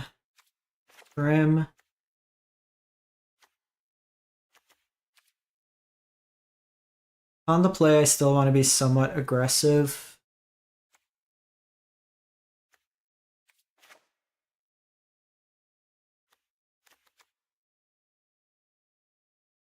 We just needed like a creature there.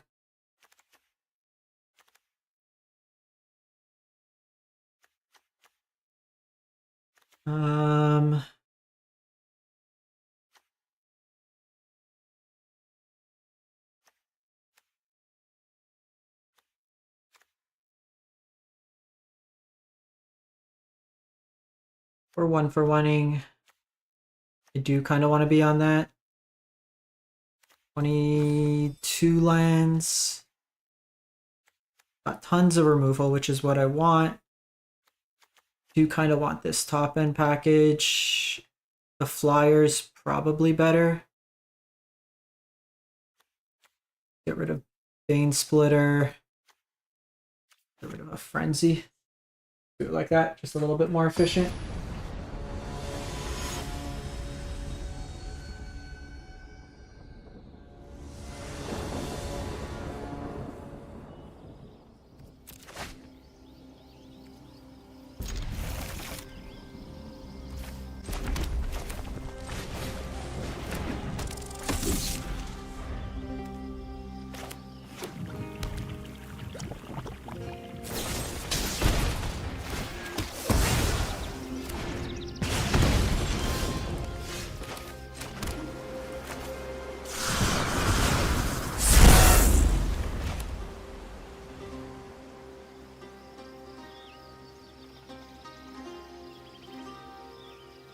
Might be right with Rage in hand to hold off the turn.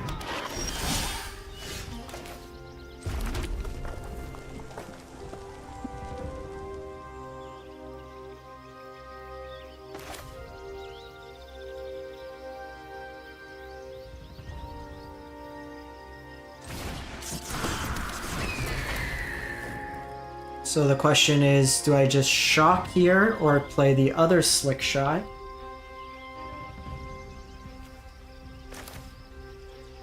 Regardless, I'm killing this. We know that.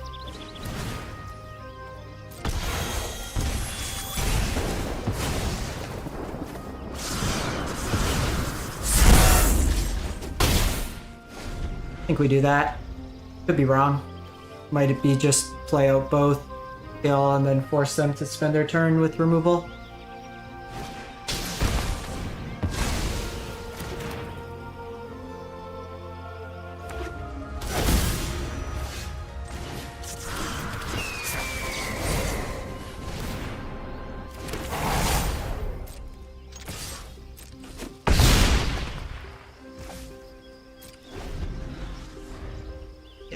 Probably right to just get that extra damage in.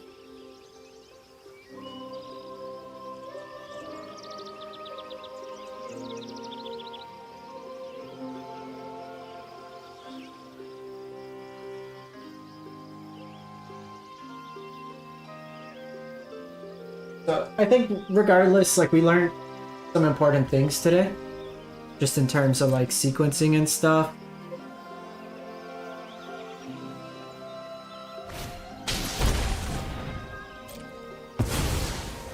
Start off triple removal against us.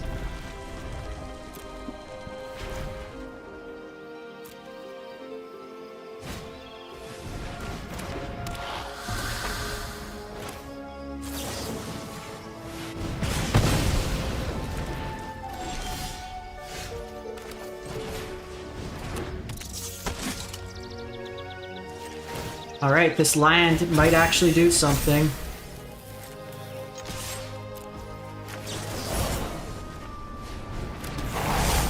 Actually do something. All right, that was pretty sweet. So they do have a lot more removal, so it might be right here. Trim down a little bit more.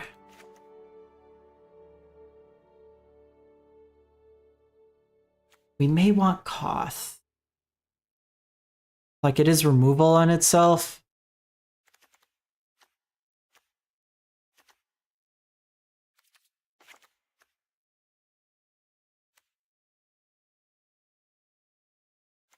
Just want the other Frenzy. Just more removal.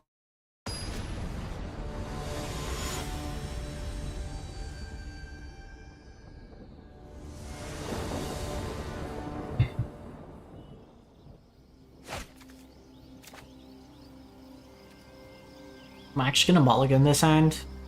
We have no interaction. This hand's better.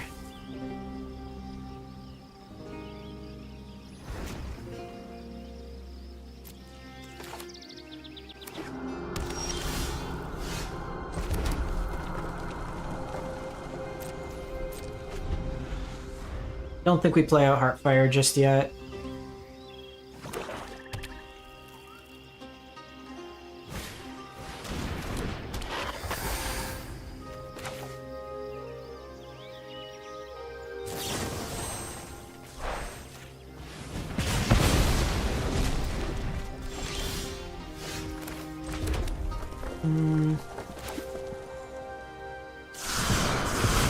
I think we flop bird here.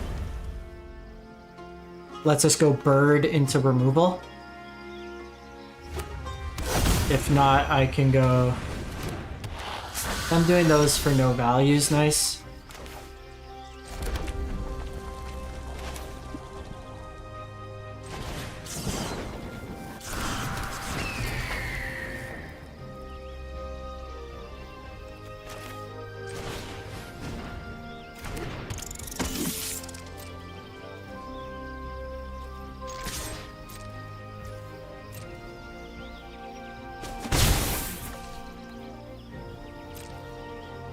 Turn here.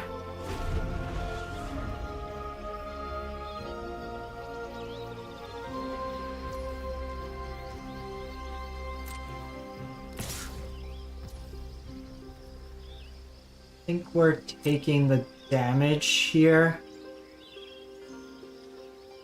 Interesting, because it makes the gecko line worse.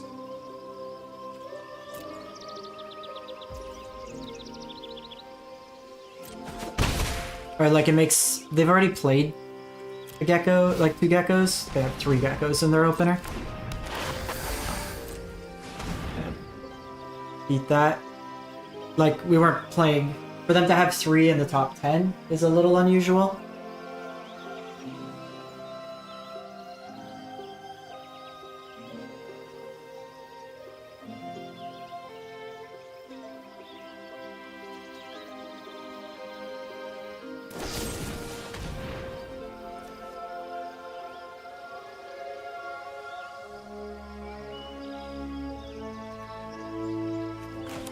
I think we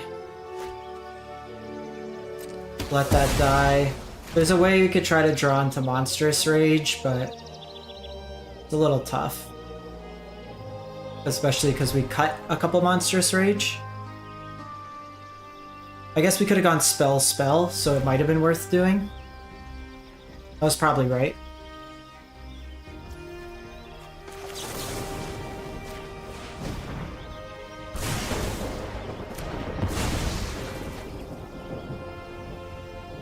Cut down. Two. Definitely frustrating.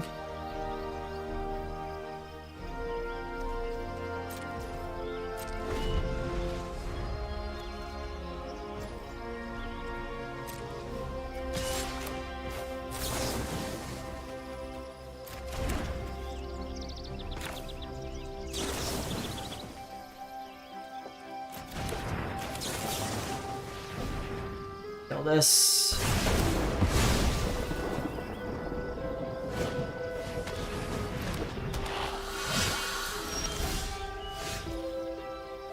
Hey, to kill you.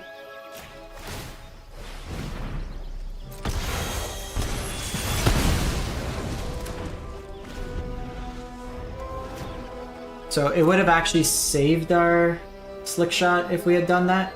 So that might have been right. So just like little lines here. So they've seen 4 geckos in their top 12. Sacrificer returned from yada yada.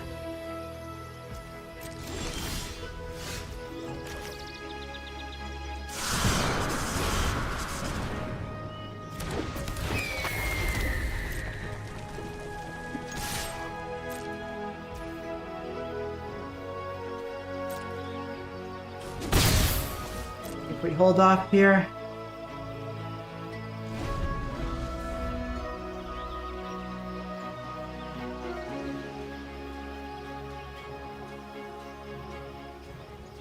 It's been a weird game. They've just been on Gecko cut down Tron.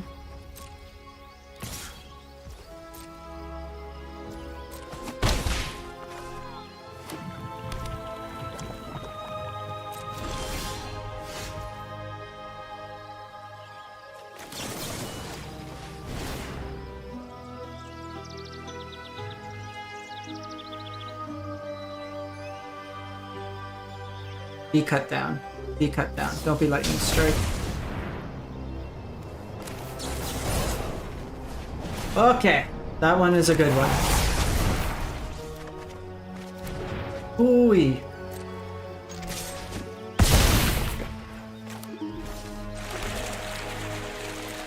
Definitely saved my ass. So we could sacrifice the monstrous roll and draw a card. Hey Perf, how's it going? Good sign to start.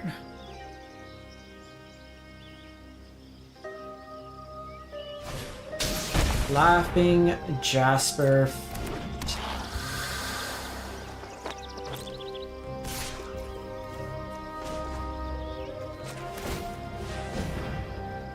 Need to find removal for this.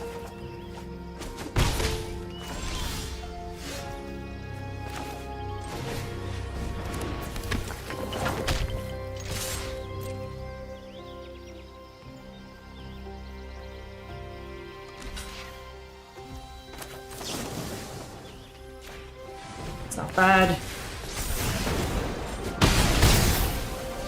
They would have been dead otherwise. So Fountain Port drawing us kind of saved our ass there.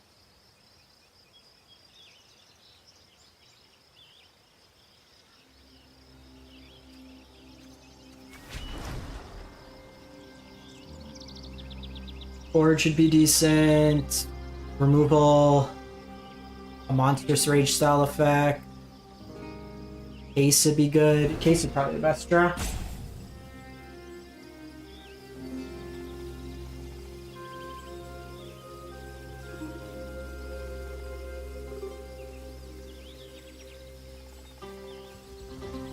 I notably have one pain line for red.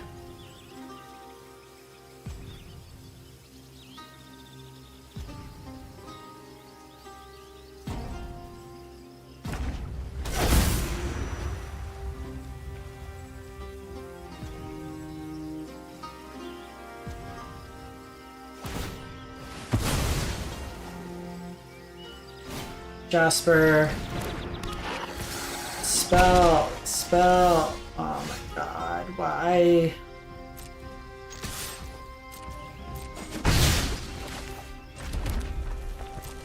Why you do this to me? Fucking hell. It's literally lethal. It's literally lethal if either of those were mine. Oh my god.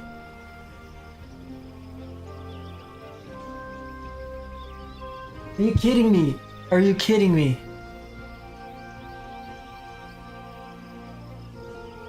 Oh my god.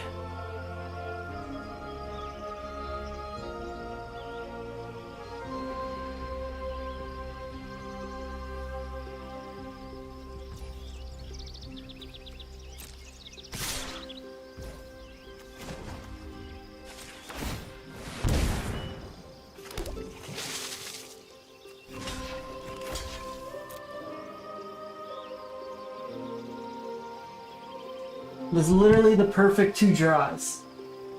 Oh my god, we just lost like the stupidest ways today. Literally either of those would have won us the game last turn, and we drew the land and then helped them find... God.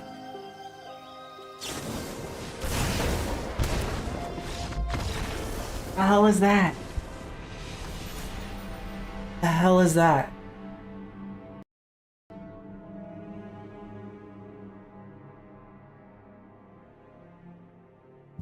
This is just silly.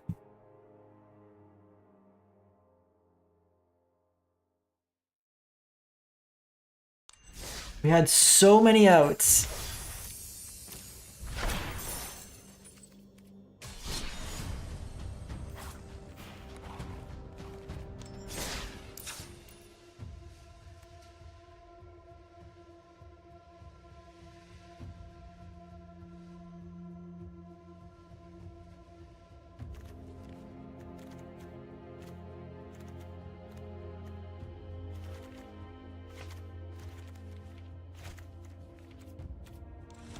I'm going nuts today.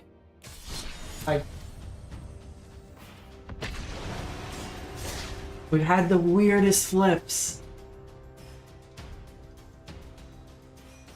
I play my spell. Nope, doesn't matter. Here's lands. Because if they didn't hit the trample, if they hit the shock, we win, or we have a good chance to win the following turn. This.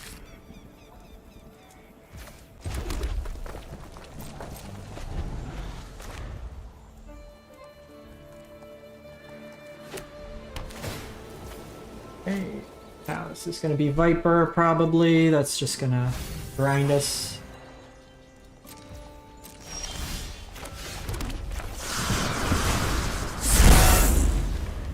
Mono black discard.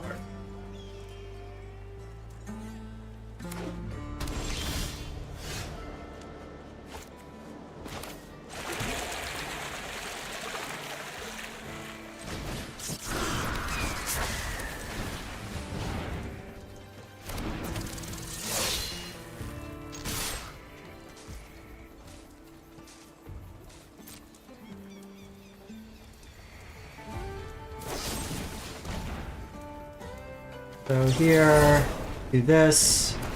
We could play into lockdown here, but we get a lot of damage in at least. And then I get to follow it up. Unfortunately, we don't get the card to draw. Creature's fine.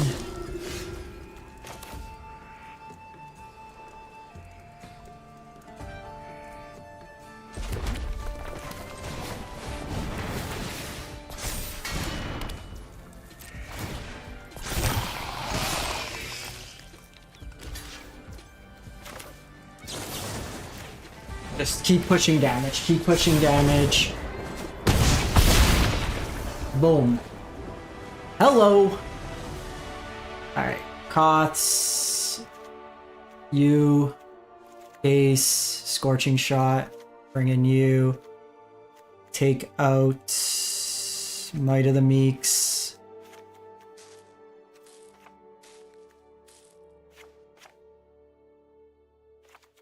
Take out Monstrous Rage. Don't know if they're on bat or not, but probably trim a couple Lightning Strike, maybe a Shock, play a Rage. Do it like that. I need to get rid of Preacher and stuff.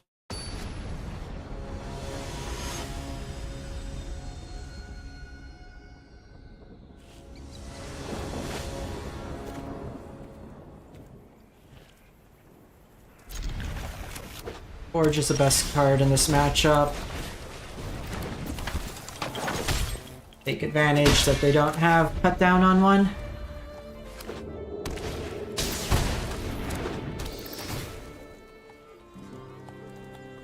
Which of my Forge you want?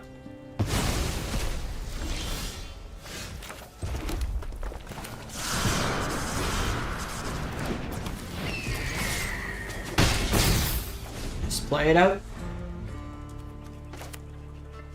If they go Preacher here, I can just switch Stalker Frenzy it. I feel like they maybe take Frenzy if they have it, but... Okay, well, that needs to die.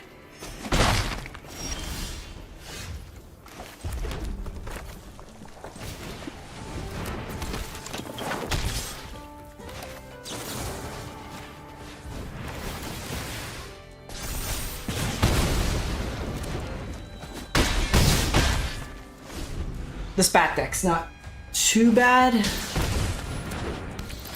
When they draw the second one, it's worse.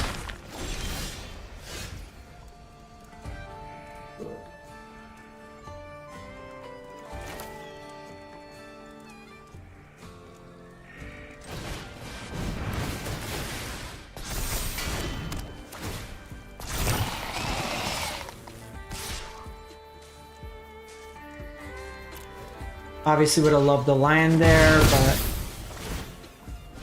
So they're gonna get a chance to gain some life here. Land would be very good for us. They don't really have much to get back from the graveyard.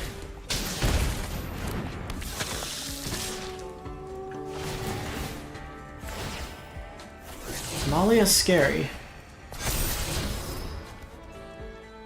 So there are, I thought they were more controlling. They're more aggressive, so. You have shock.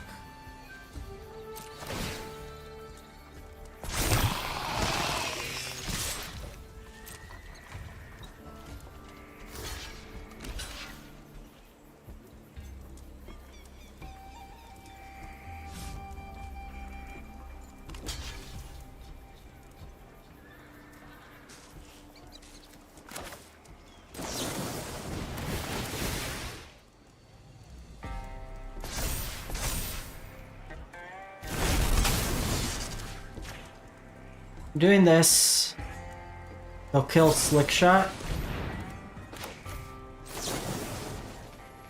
And then I'll do this. I'll get my Lightning Strike back. I guess I did miss that line. I could have Shock to have Lightning Strike and then beat them that way there. Okay, so we can beat up on these like bat style decks pretty good. But we end up struggling a little. Alright, I gotta do a green or white. There was... do one deck just to do the daily. I'm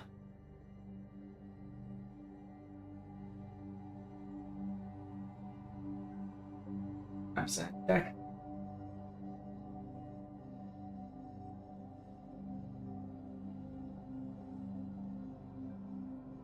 Nebraska combo. Let's Season of Burrow. First mana base in there. Here, pull this up. Realize I'm not looking on screen. So recently, there's this like Selesnya Rabbits deck. We can try that. Try mono green aggro. I'm missing a lot. Cards from this one. Oh, they only went 6 and 4.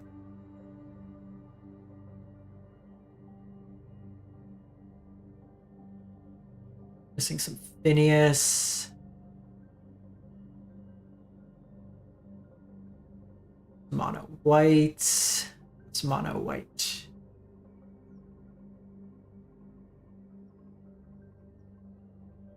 Oh, mono white did not do well since getting into Mythic.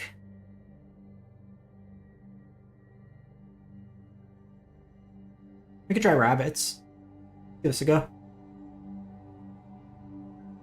Just see if there's any other decks right now kind of showing up. Mythic. The mice deck's been doing pretty well. We can give that one a shot just to see. Because this isn't too hard to build either. Try some mice. Red-based aggro decks. For today.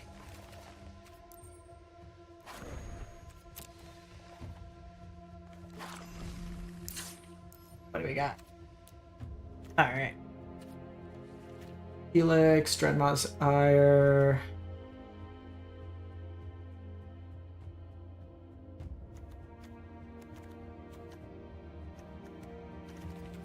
Why is there so many Dreadma's Ire in the sideboard?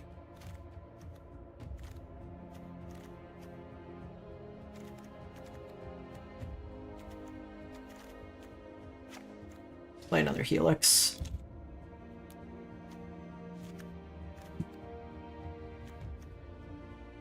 We have Cases, we have Forges, we have Frenzies.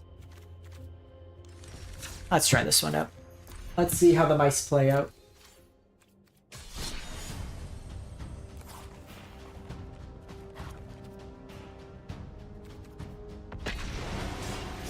So we went 5-4 with mono red.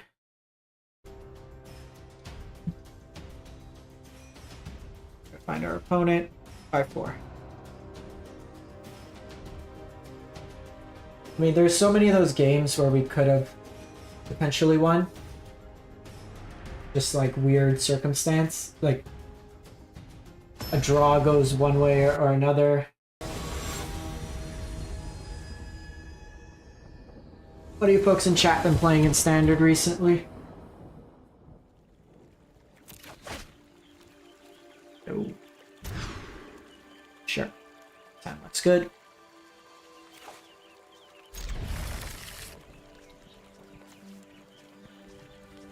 I think I'm actually going to put the second Heartfire hero away. Being on double white's a little awkward here. If we had double red, I would have kept it.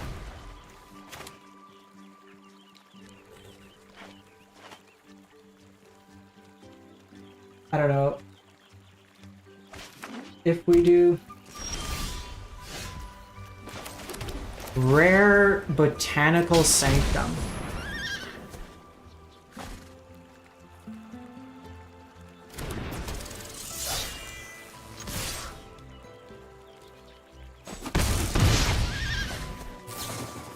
Seed of Hope. Hey, we got Combo Gamers. Do we have Rest in Peace? We don't. I don't think. Oh, we have Rest in Peace! Okay.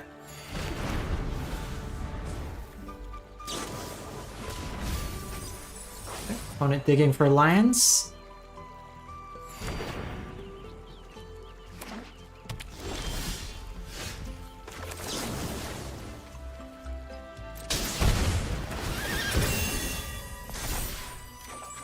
Perfect.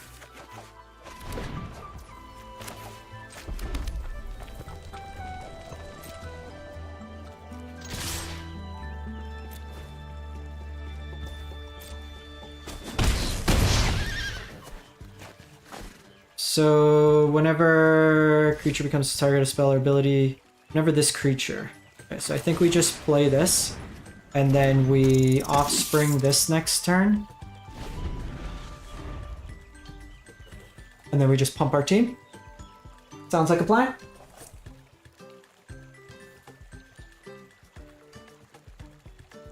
What's the ratio? Ooh, child.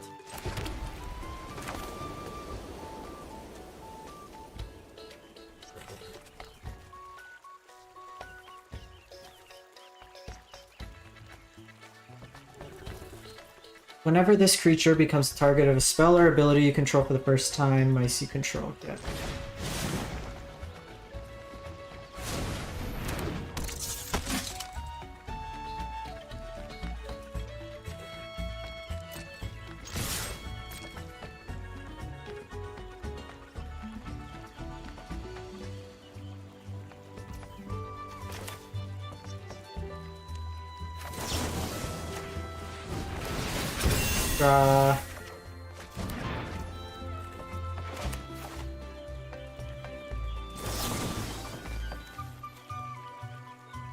We can't cast it anyways, so we'll do this.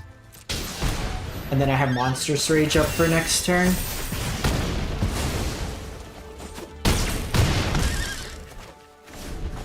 So if they do sweep, they would need a sweeper here, but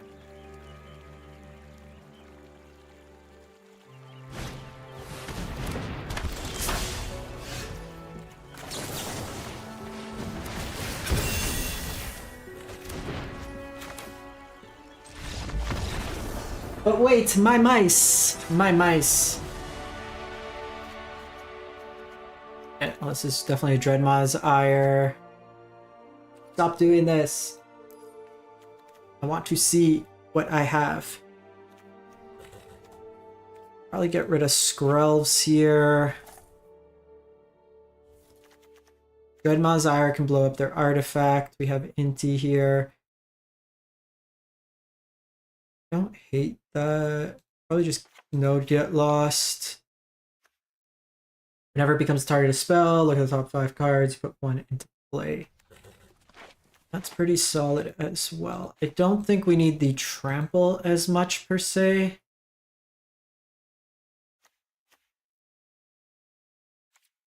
Maybe one fewer Inti, and probably do want the Forge.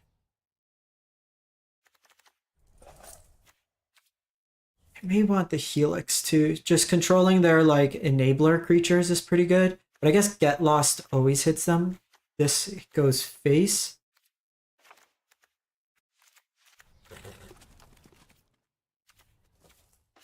Let's do it like that.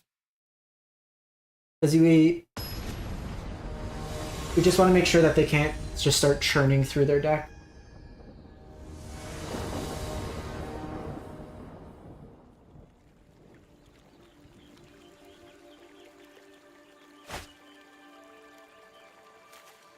That looks good.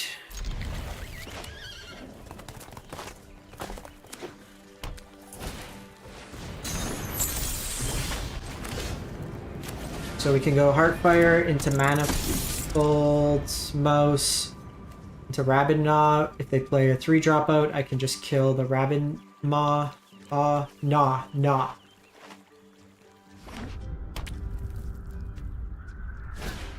Yeah, so we're killing Rona here.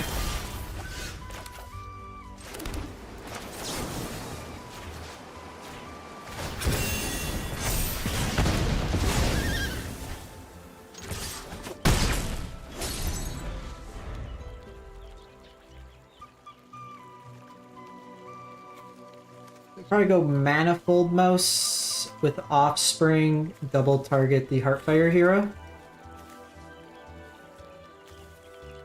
Mabel won't trigger Valiant this turn.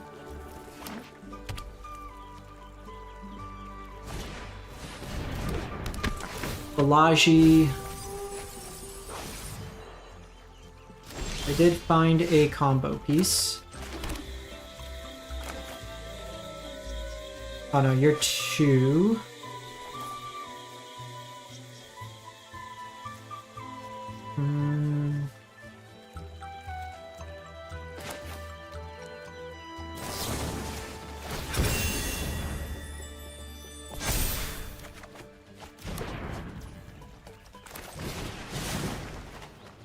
Wait, do you think we do this turn? I wanted to see if we could find...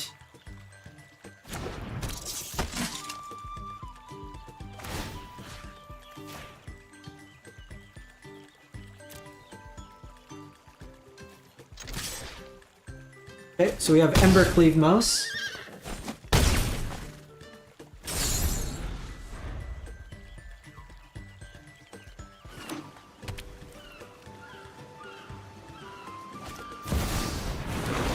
Right now, Cauldron does have Rona, so they can draw discard.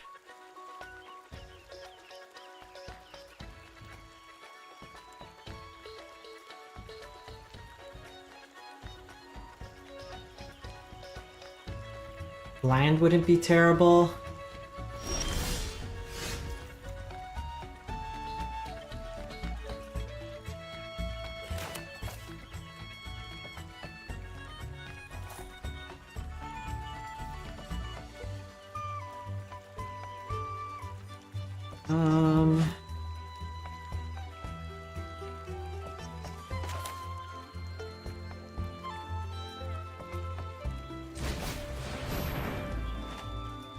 Go Inti here.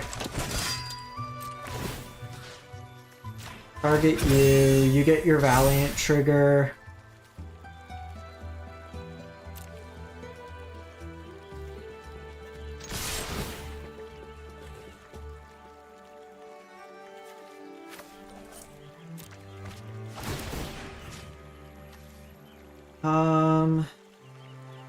Put the counter here.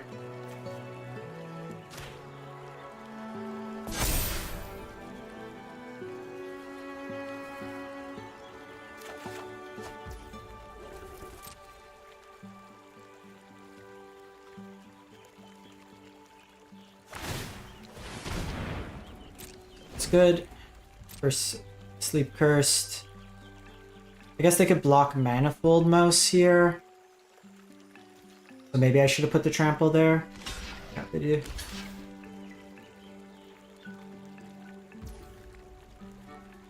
So the problem is they could put the counter here and it doesn't do enough. So yeah, kind of messed that up.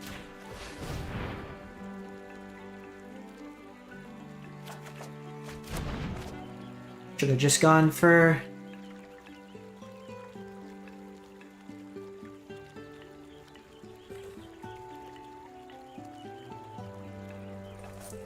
Got too cute with that one.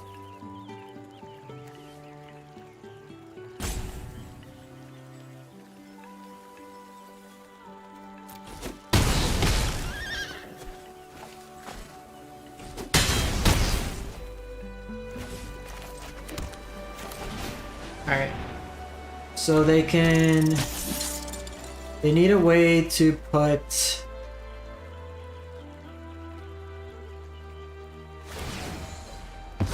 They need the green creature that makes mana. Could potentially be dead here.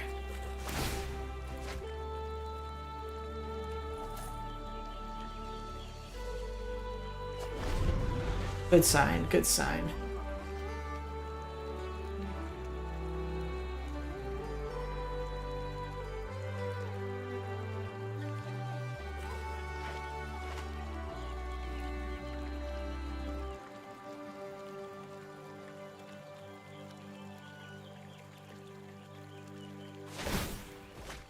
Draw.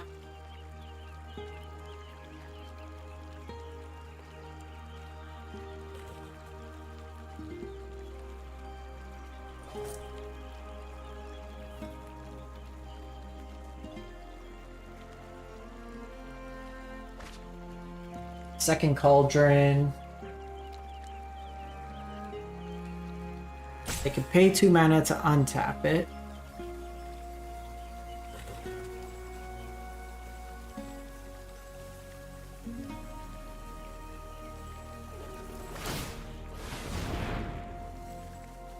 So they basically have like 2 more draws. The big thing is you kind of need Rona with the Sleep Cursed, because Rona naturally untaps itself when you start casting legendaries.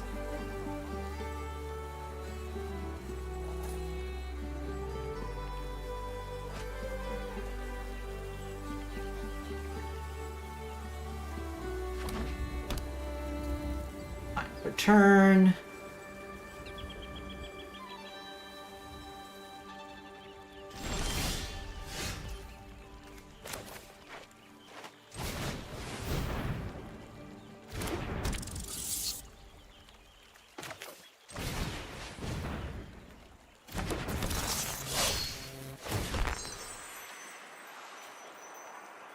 So this gives us a card.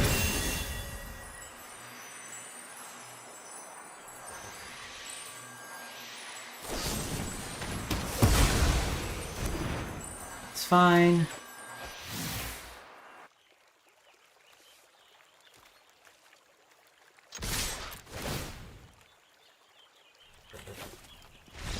Cool. Hey. Nice aggressive little mouse draw there. Alrighty folks, I'm gonna wrap this one up. Appreciate everyone for stopping by today. Hope you enjoyed some aggro games. We'll be back for metagame breakdowns throughout the week, and Explorer just went live for the metagame breakdowns if you want to check that out. And we'll be back with Standard Best of 1 tomorrow, and then we'll look at Historic Timeless and Standard Best of 3 for the rest of the week. Thanks for watching, everyone. Hope you have a great one.